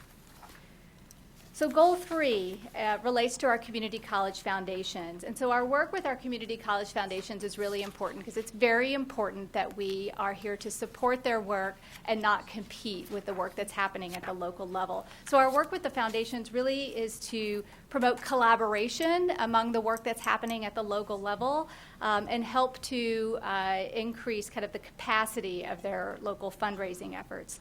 So over 2015, we provided annual support of $50,000 that provides both direct financial support and staff support for the network of California Community College Foundations. The network is the membership organization for our foundation executive directors throughout the state. We've increased membership in the network to 75 of 100 foundations throughout the state.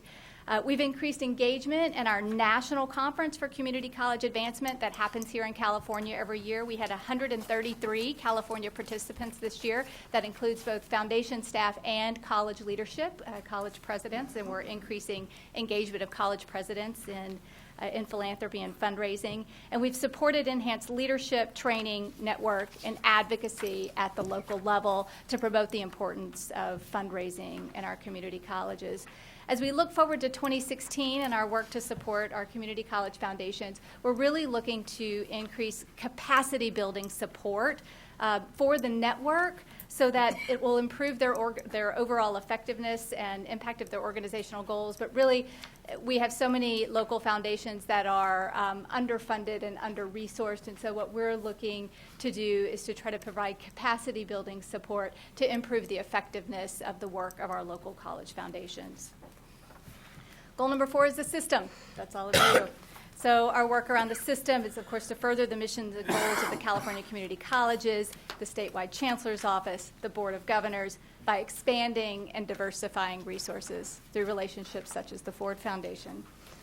So over the last year, a couple of highlights. We secured $250,000 of philanthropic funding to establish the Success Center for California Community Colleges. So that takes our work on student success and brings it to a national platform. That was a really important win, I think, for California. We secured $100,000 of philanthropic funding to support Vice Chancellor Bonton Quinlivan's work on the Task Force on Workforce Job Creation and Strong Economy.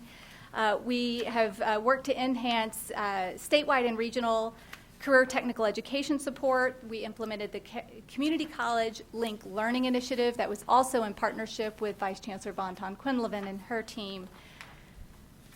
We have been really active in the intersegmental work with Vice Chancellor Dan Troy and promoting shared services among UC, CSU, and the California Community Colleges, and again, promoting our work with College Buys. We've partnered with the System Online Education Initiative. We actually helped onboard and hire the executive director for the statewide online education initiative. In addition to adding one of the 10 offerings under College Buys is a technology platform that we're now able to offer at a discounted price. And we were able to provide $250,000 of annual support to the Chancellor's Office and Board of Governors for activities that just would not be possible under the state budget. As we look to 2016, we're going to really look at the work of the Workforce Development Task Force, those recommendations, and look for places where philanthropy may be able to fill the gaps on helping implement some of those task force recommendations. We're going to continue to kind of build on our past accomplishments, looking at what do we do well, what does the system need, what does philanthropy want to fund, and how do we find that center point on those three things. And again, we expect to provide another $250,000 of annual support to make sure that those really important activities continue to happen that just simply aren't funded in the state budget. So finally, goal number 5 is around our infrastructure. And when we talk about our infrastructure, we have to make sure that we have the groundwork necessary to exceed our expectations on all of these goals. So we're looking to continue to foster a culture of excellence, integrity, shared leadership, and shared success to make sure that we have the high-quality infrastructure to elevate our organizational profile and, again, exceed our constituent expectations. So over 2015, we're really proud of I talked about our shift of defining everything we do around supporting students, colleges, college foundations, the system as a whole, and our infrastructure. We've implemented new dashboard reporting tools to really highlight the impact of what we do. So really talking less about what we do and the so what behind what we do. So really proud of that work. We've secured funding to increase our core resources around workforce development in anticipation of the task force recommendations.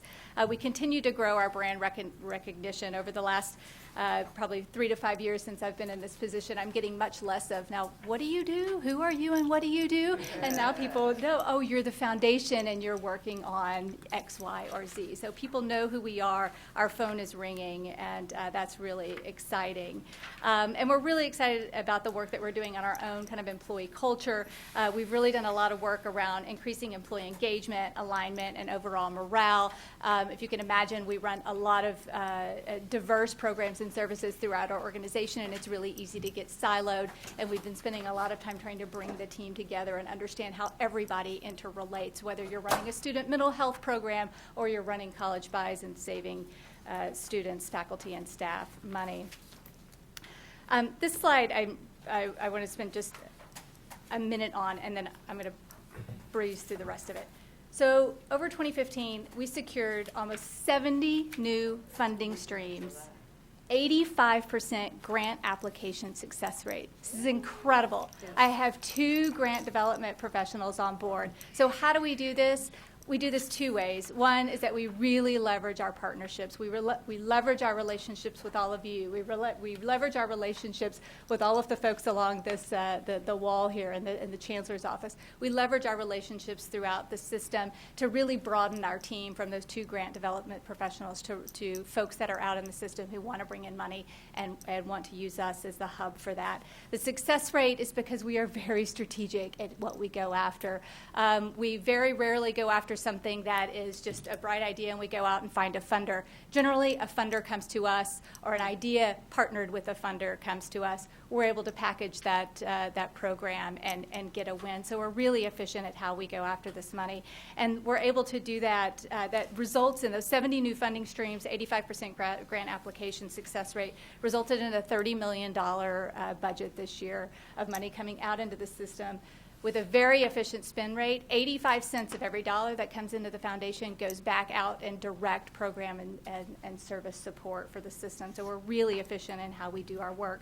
We've also been really focused on growing our own reserves and making sure that we have our nest egg for the future. And we ended the year with just over $2.3 million in general operating reserves going forward.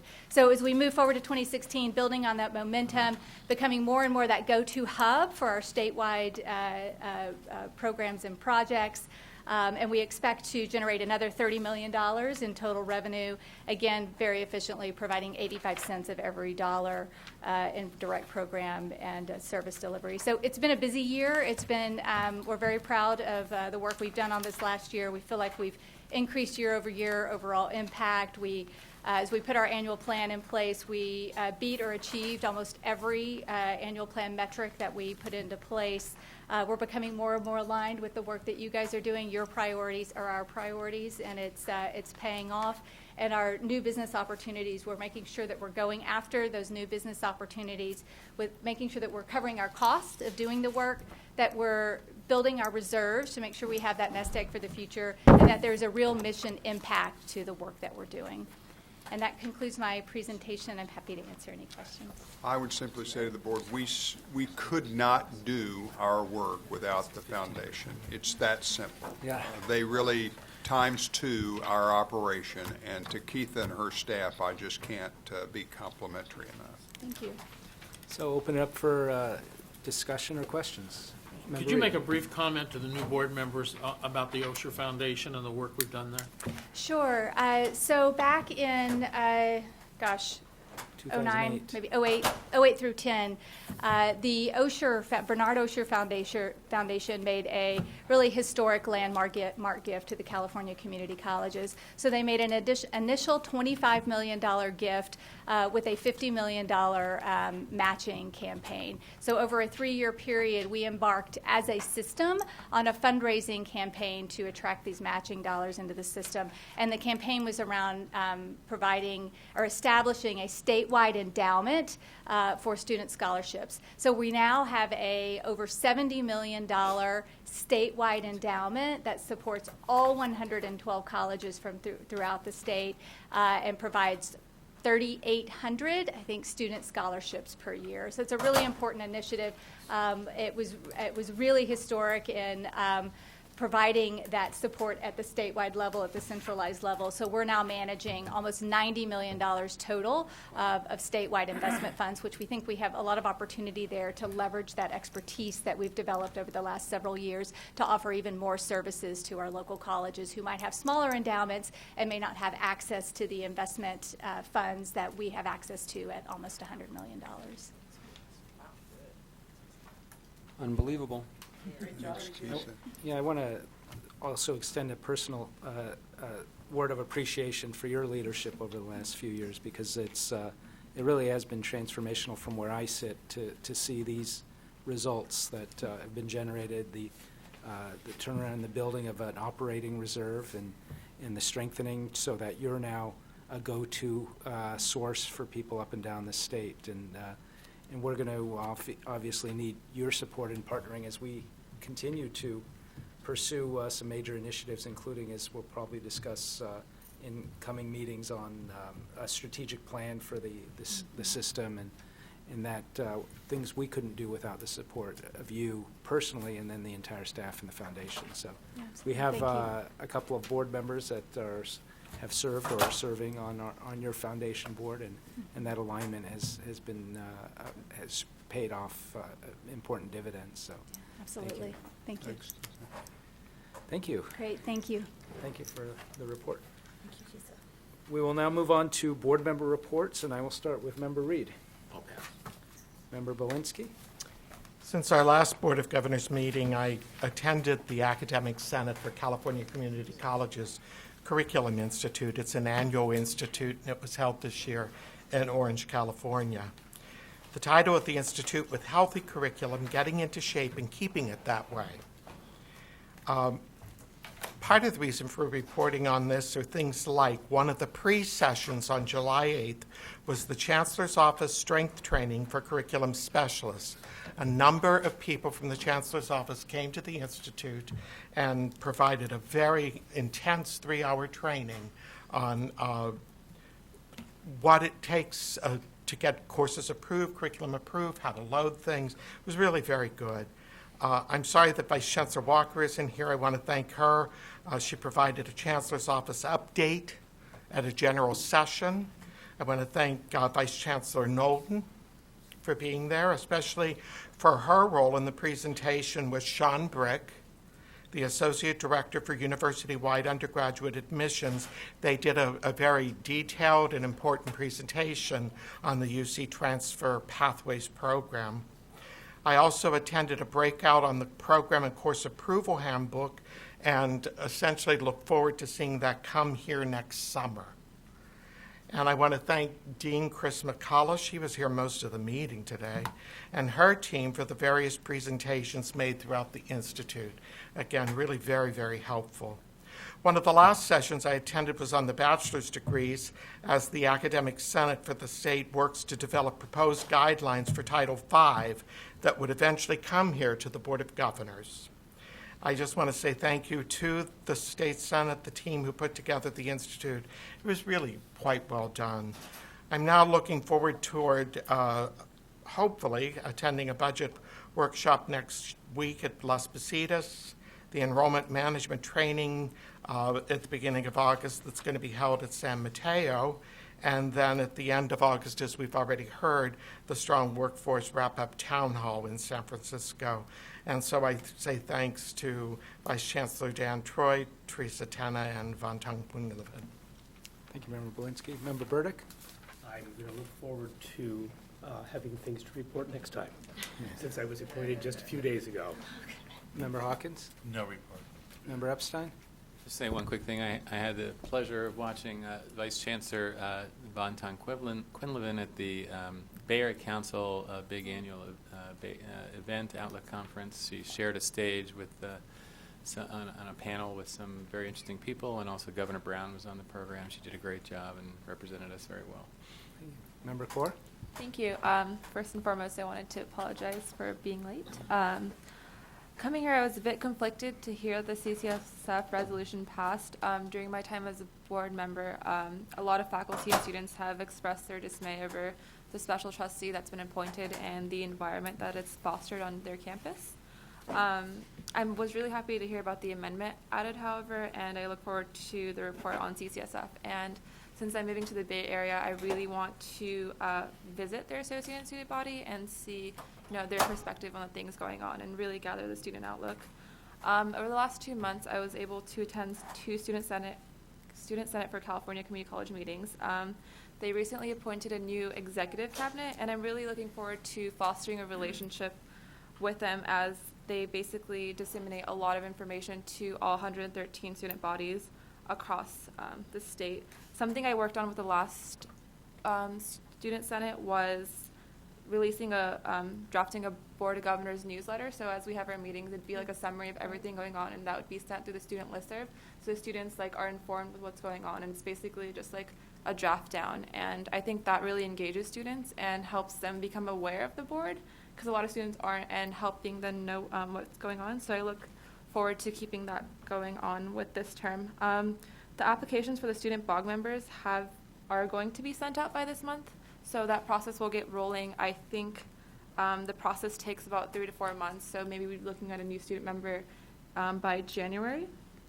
I'm also looking forward to finishing the BOG student handbook by the end of this month and presenting it to the board. The student handbook would just be like a basic outline of what the student member should know, and what they should be aware of, and I think it'd be a good condensed version of helping the student get really adjusted into the position. I wanted to highlight some issues that students have presented for me. One was the part-time office hours for faculty, and I know that's being worked on, and it's really great to hear, because that is a huge concern for students, because students who are taking math and they want to see their professor, and it's hard for them when it's a part-time professor and they don't have office hours. So seeing that being worked towards is really good. And also students really want to see more initiatives increasing voting.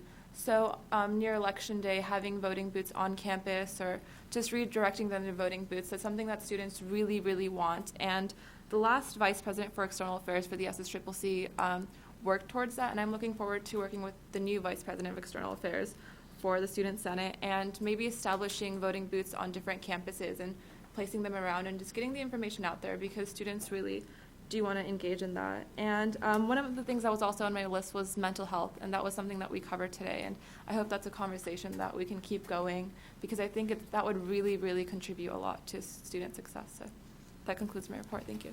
Thank you, Member Corr. Member Shaw?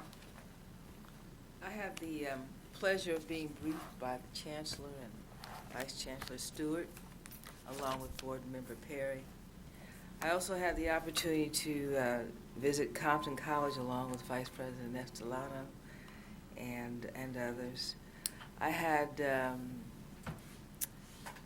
again, the pleasure of attending the swearing in of Sydney Clownlager, who's is with the LA District. She's young, she's about 40 years old, and she's got a great future ahead of her. And then I also continued on with my own personal listening tour as I listened to staff and administrators in the LA area. Thank you, Member Shaw. Member Avalos? So I also went on my listening tour. I went up to the North State. So 4 hours to the Oregon border, from Sacramento to the Oregon border, still 4 hours. Most people, from LA think that, Oregon's 10 minutes away from Sacramento. But I went to the North State. I visited 2 community colleges, College of the Siskiyous and Shasta College. College of the Siskiyous, by far, one of the most beautiful campuses I've ever attended. Ever went. It's just right next to right on the base of the Shasta Mountain. Just amazing. One of the things I did learn there is just the plight of a small community college. 3,000 people. That's what they have. 3,000 enrolled students. And it's tough. When you have 3,000, how do you make budget? How do you pay the bills? So that's one of the things I did take that on and learn that a little more. Also did these tours with the local assemblyman, Dolly, who represents that North State area. And we'll do a couple more community college tours in this area in the fall. So it was great opportunity to continue to learn more about the community colleges, what's happening, what are the needs of the students, and the counseling ratio was something that was brought up in both community colleges. So that's kind of what I did. Thank you. Thank you, Member Avalos. Member Sumner? I had the opportunity to be on the selection board on the Veterans Coalition to pick 4 students from local colleges for scholarships, and it was interesting. They were $1,000 scholarships, but the students said, we don't want 1,000. We want have more people get scholarships because it looks better on our resumes. So we selected 4 for $500, and it was just awesome. We had about 15 people that applied. These were mostly veterans, so we gave 1 to GCC, 2 to PCC, and actually 1 to Woodbury College. But it was just just taking the time to listen to them and to read their submission packages, and it was great, and working more with the veteran centers at the colleges. And I did get the opportunity to go to Woodbury College and actually put the red, white, and blue sash on the veterans. It's the first time that they've done this at this college, which I don't believe we do in our colleges, to separate out, just to acknowledge the veterans when they graduate. And I don't know, there was some of you up here, I was on vacation, but there was a situation with a young girl that was graduating high school that was proud of the fact that she was going into the military and was told she could not wear a sash at her graduation. And there was a lot of people up here that did help it out. She did get the chance to wear Air Force. Not that I'm prejudiced. But she wore this beautiful sash when she graduated from high school, which I thought, Burroughs High School, which I thought was very, very impressive because she was just proud. And then one last thing was on June 22nd through June 27th, the coalition with local community colleges and the collaboration of Glendale and Pasadena, we did what was called Not on My Watch. And it was suicide awareness and PTS awareness because there's approximately 22 veterans a day that commit suicide. And we did a vigil 24/7, and we had a battle cross. And it was amazing from going from 1 dog tag, then we had, towards the end of it, over 300 dog tags that we put onto this battle cross. And just to listen, the mental health aspect was huge. The people that came up to the bridge, to meet mothers of a veteran that actually jumped off that bridge, that I had I would say the honor of meeting, and then I presented her with the flag. But it was just the awareness with the collaboration with the community, but the sensitivity that people don't want to talk about it. It's a sensitive subject, but I think we as a collaborative board of governors with the community, with the colleges, we really need to go out and listen. And it's a painful subject, but one of the veterans that came up to me went to a local college and had thought about suicide. And he came that day to the bridge. And he was actually a transgender. And I happened to be on the bridge. So I happened to be the one talking to him. And it was amazing. And then there was Pasadena City College, guess where he went, that reached out. And it was just an amazing journey. And I was just so thankful and so proud to be able to share that here, that he's actually reached out to these veterans, and the veterans have embraced him. And he's reached out to the mental health. So, you know, it's about the right timing, and that right now with the budget that we have, it's wonderful, and to really pay attention to where we're putting the money. And I'm just really honored to be here. And I'm sorry I missed the last one, but I was on vacation. And it was a great vacation. Thanks, Member Sumner. Member Conway? Well, I had very lofty goals that I was going to be out and about and go a lot of places. And goals are good, right? But I did manage to attend orientation, or I got orientated, as some people say where I live. That's the truth, which is always good. By accident, I did a drive-by of the new community college campus. That wasn't my intended route, but I ended up there and admired it from afar. So now I'm actually going to have to go in and spend some time there. And I have been working with College of Sequoias. They have graciously included me in a seminar that they're going to have on September 11th, of all days. A keynote speaker will be Kevin Fleming, and it's really for counselors at both community college level and high school level, talking about the changing workforce, need for a strong career tech educational program, and blending both of those levels, community college and the high school level. So I look forward to that. They've asked me to participate, and it's good to have good intentions, but it's actually good to do something. So I'm very much looking forward to that. Thank you. Thank you, Member Conway. Vice President Estolano? Thank you, President Baum. I had the great pleasure and honor of being the graduation speaker at LA Trade Tech College, and I've been the graduation speaker at UCLA and UC Berkeley. I can honestly, I'm alum of both of those institutions, but I can tell you that speaking at Trade Tech was really quite moving, perhaps the most significant speech I've given in my career. It was very inspirational. I was not the best speaker. The best speaker was the student speaker who had been incarcerated for a number of years and was so inspiring, and even managed to weave in the mascot of LA Trade Tech, not ironically, not satirically, but really made you feel pretty proud to be there with a bunch of beavers, right? That's the motto of LA Trade Tech, because beavers build, right? And it's a trade technical college. So I really appreciated the opportunity to do that. And then I also got to tour the Compton Center with board member Shaw and former board member Baca.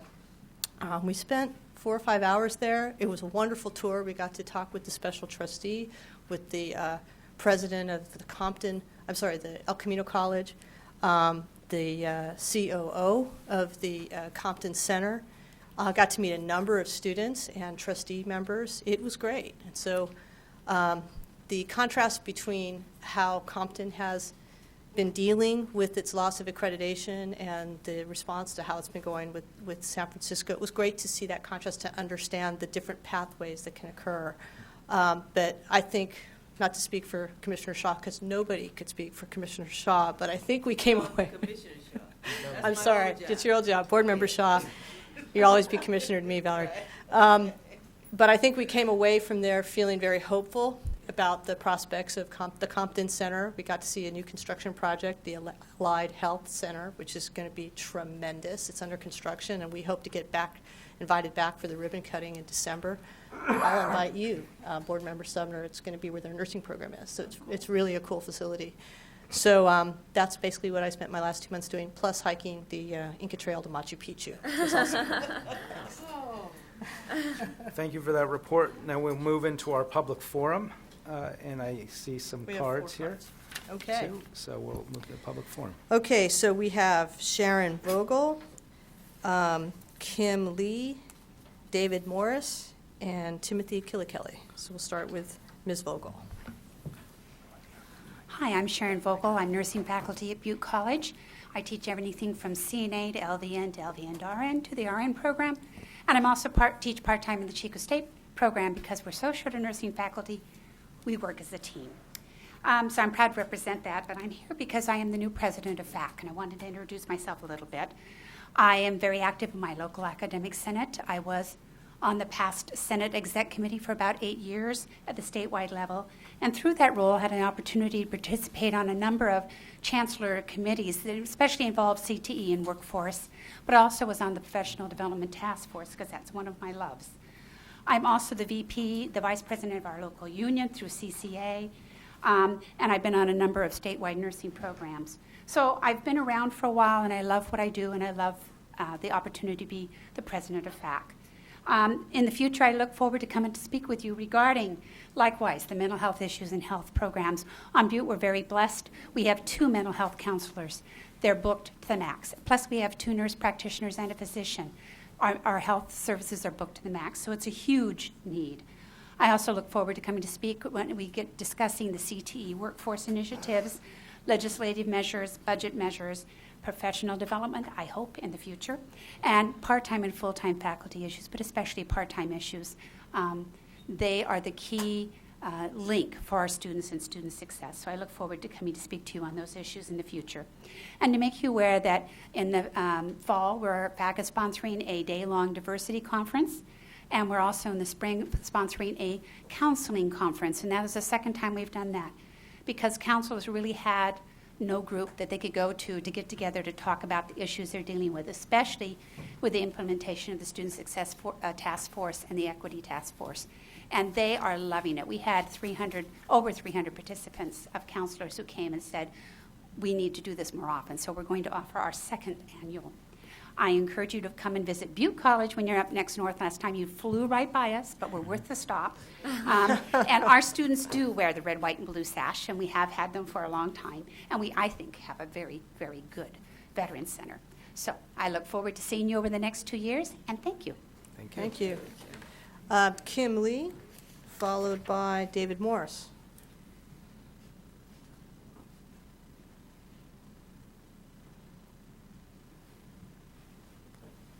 I think it's still afternoon, so I think That's I can right. still say good afternoon.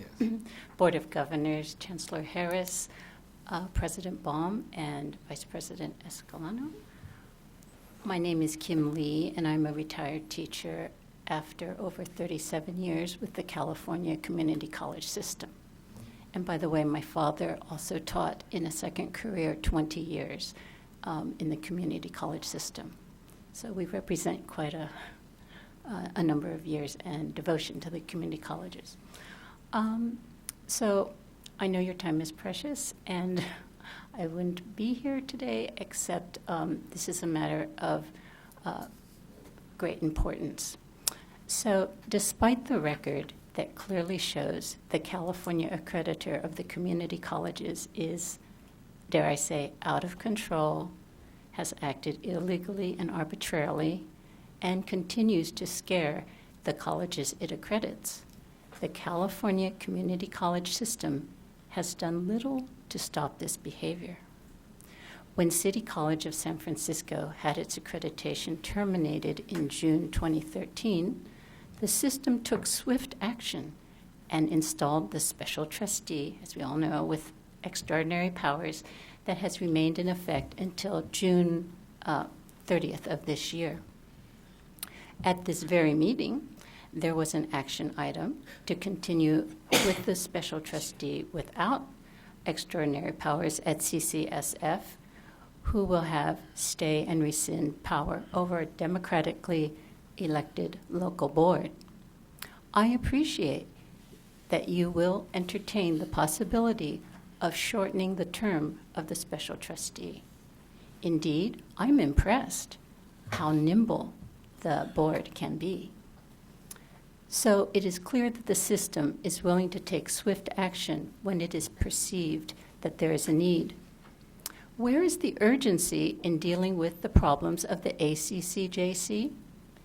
It is true that last year the Board of Governors made an important change as you took the ACCJC out of the Title V regulations, stripping them of monopoly power.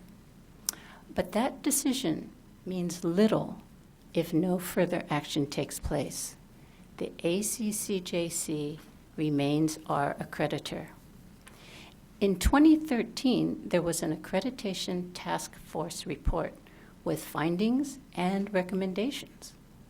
That report, sadly, was never released. That was nearly 2 years ago.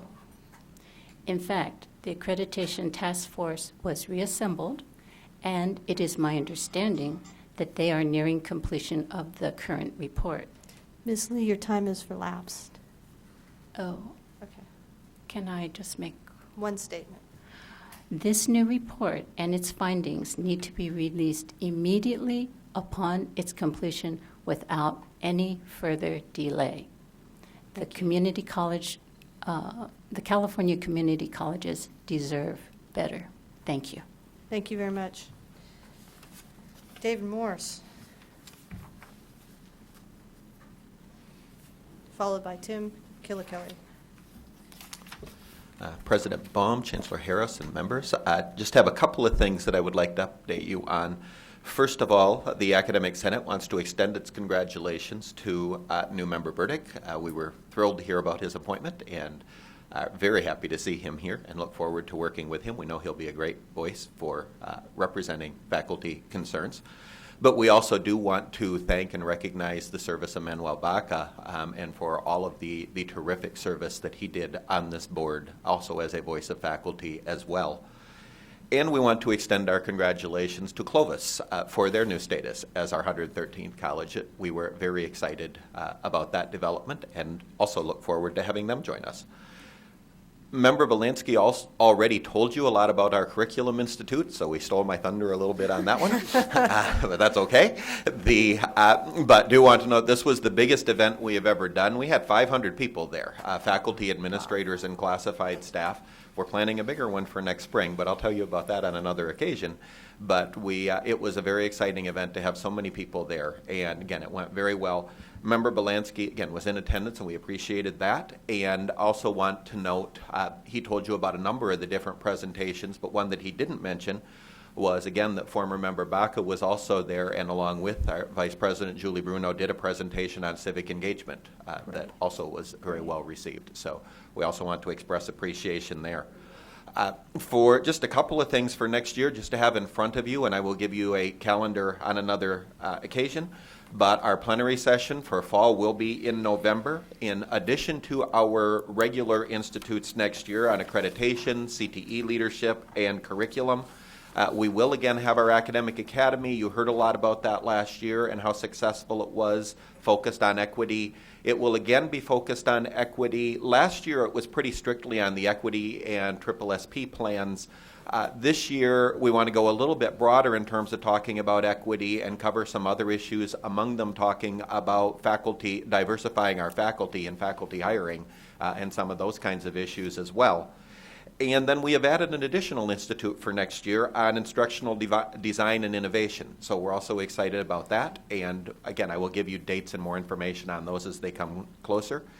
And the final thing that I want to say, we always appreciate the Chancellor's Office, appreciate their participation at the Curriculum Institute with us and all of the help they give us on many different issues. So we appreciate all of the folks sitting on that side of the room, but I can't let this pass without saying how very happy we are to see Tui Win sitting over there and her first official meeting as the new counsel for the system. And we loved working with her with the league and look forward to working with her in this position. Okay. Thank you. Thank you, David. Timothy Killikelly, followed by Victor Costa.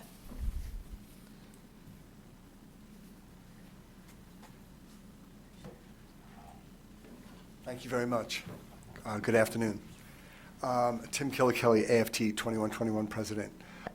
Over the past decade, there has been increasingly an agreement that something is wrong with the accreditor in the California Community College system. The number of sanctions has been astronomical compared to other regional accreditors. Their emphasis on punitive measures rather than improvement has gone on for way too long. Rather than being a partner that can help the colleges improve student success, they have chosen the route of fear instead.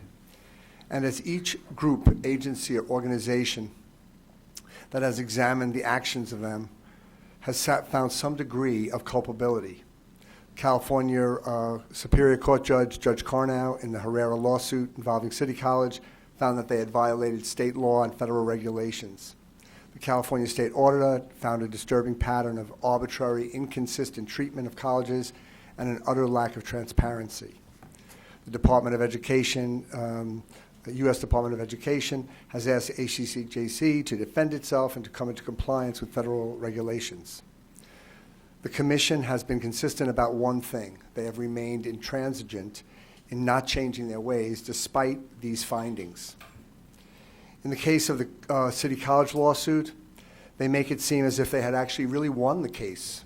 They did not. Their response to the California State Audit Report was that the auditors didn't understand accreditation and simply ignored the findings. Their response to the DOE findings that they were out of compliance was simply to downplay it, that this was really common for the DOE. Now is the time for others to take action. The California State Legislature now has a bill going through, AB 1397, and it's a series of common sense, modest reforms dealing with conflict of interest, public access to meetings, consistency, transparency, all designed to deal with the behavior of the accreditor. We hope for its passage into law. But now is also the time is coming where this body needs to take stronger and swifter action so that what's been going on in the system for all these years will not continue. So I want to thank you very much. Thank you. And then my final card I have is Victor Costa.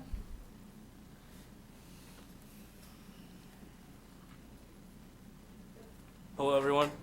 My name is Victor Costa. I'm a first-generation college student from Berkeley City College and the newly elected president for the Student Senate for California Community Colleges. I just wanted to give my formal introduction to you and kind of discuss to you what my vision is for our organization and what we'd like to do in collaborating with you all. Essentially, this last weekend, from the 10th to the 12th, we had a leadership summit and a election process, which Bob Member Core and Vice Chancellor Nolden were able to attend. And I'm very hopeful for this board this year. They seem very driven and very inspired in wanting to actually represent the students this year in this term. So essentially what I would hope we could do is possibly create more name recognition for our organization on our campuses, as well as going out and having a name to a face, because as you know, we do have 113 community colleges now, thank you, Close Community College, as well as 2.1 million students. And so it's very difficult for us as an organization to actually go out and represent all these students if we're not actually going out and talking to them. We also want to work on making constant civic engagement. So essentially, there seems to be a lack of voter apathy, especially in the youth voters. And so we've been noticing that, especially in the past election. So what we'd like to do is actually mobilize students into advocacy corps, having them go out to talk to legislators and elected officials on issues that they see that are beneficial for them and which should be addressed, as well as getting voter registration drives out there. There are a lot of individuals in our system who are not registered to vote and are not involved with the electoral process, and so we definitely want to change that and make some efforts for that. We're also hoping on brainstorming with faculty and trying to make sure that we're having a collaboration between them with the Academic Senate as well as the Faculty Association for California Community Colleges, so that we can work on issues that we're united with and make sure that it gets achieved with either with additional funding or what have you.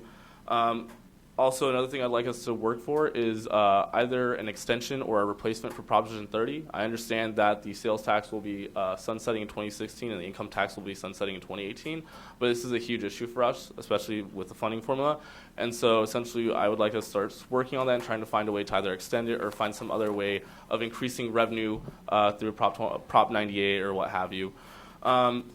As well, we want to help foster more a relationship between our shared governance committees, including Consultation Council and the Board of Governors as yourself. And so I definitely want to make sure that we're having our students do that. As of this weekend, we just went over all of our shared governance committees, and we'll be now appointing students to those for the statewide level, as well as our internal operating committees. And then also at the local level. So there seems to be a lack of knowledge on how the local level with the districts are connected to the state level for our students. And so I would definitely like to change that so that there isn't that kind of lapse in knowledge.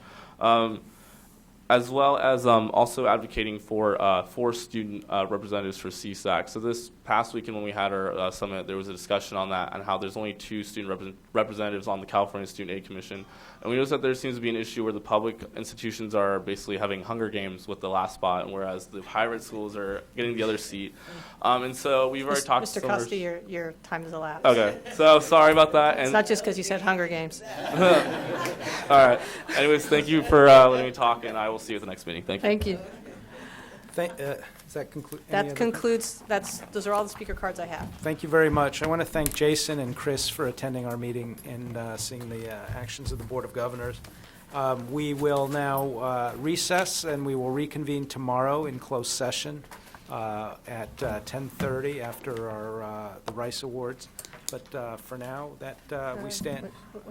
Just one item to the 2 speakers, Ms. Lee and Mr. Kilkilly, who talked about accreditation. You should just know that in our September retreat, we're going to be receiving a report from the task force on accreditation. So appreciate your comments. We are going to be taking that up in our September. And actually, that'll be in the open meeting. No, that'll be in the public meeting. In the public meeting. In the public meeting, we will be considering the recommendations of the accreditation task force. Member Reed? Could you just kind of give us an itinerary for the rest of the evening here? I believe Gary is here and will shuttle. Coordinator. Well, I'm going to call us adjourned. Great. Thank you. Gary, are you down in front?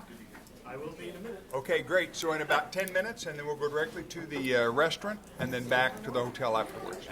Yeah. And I want to thank Gary for his transportation help. We're not going to be able to do this all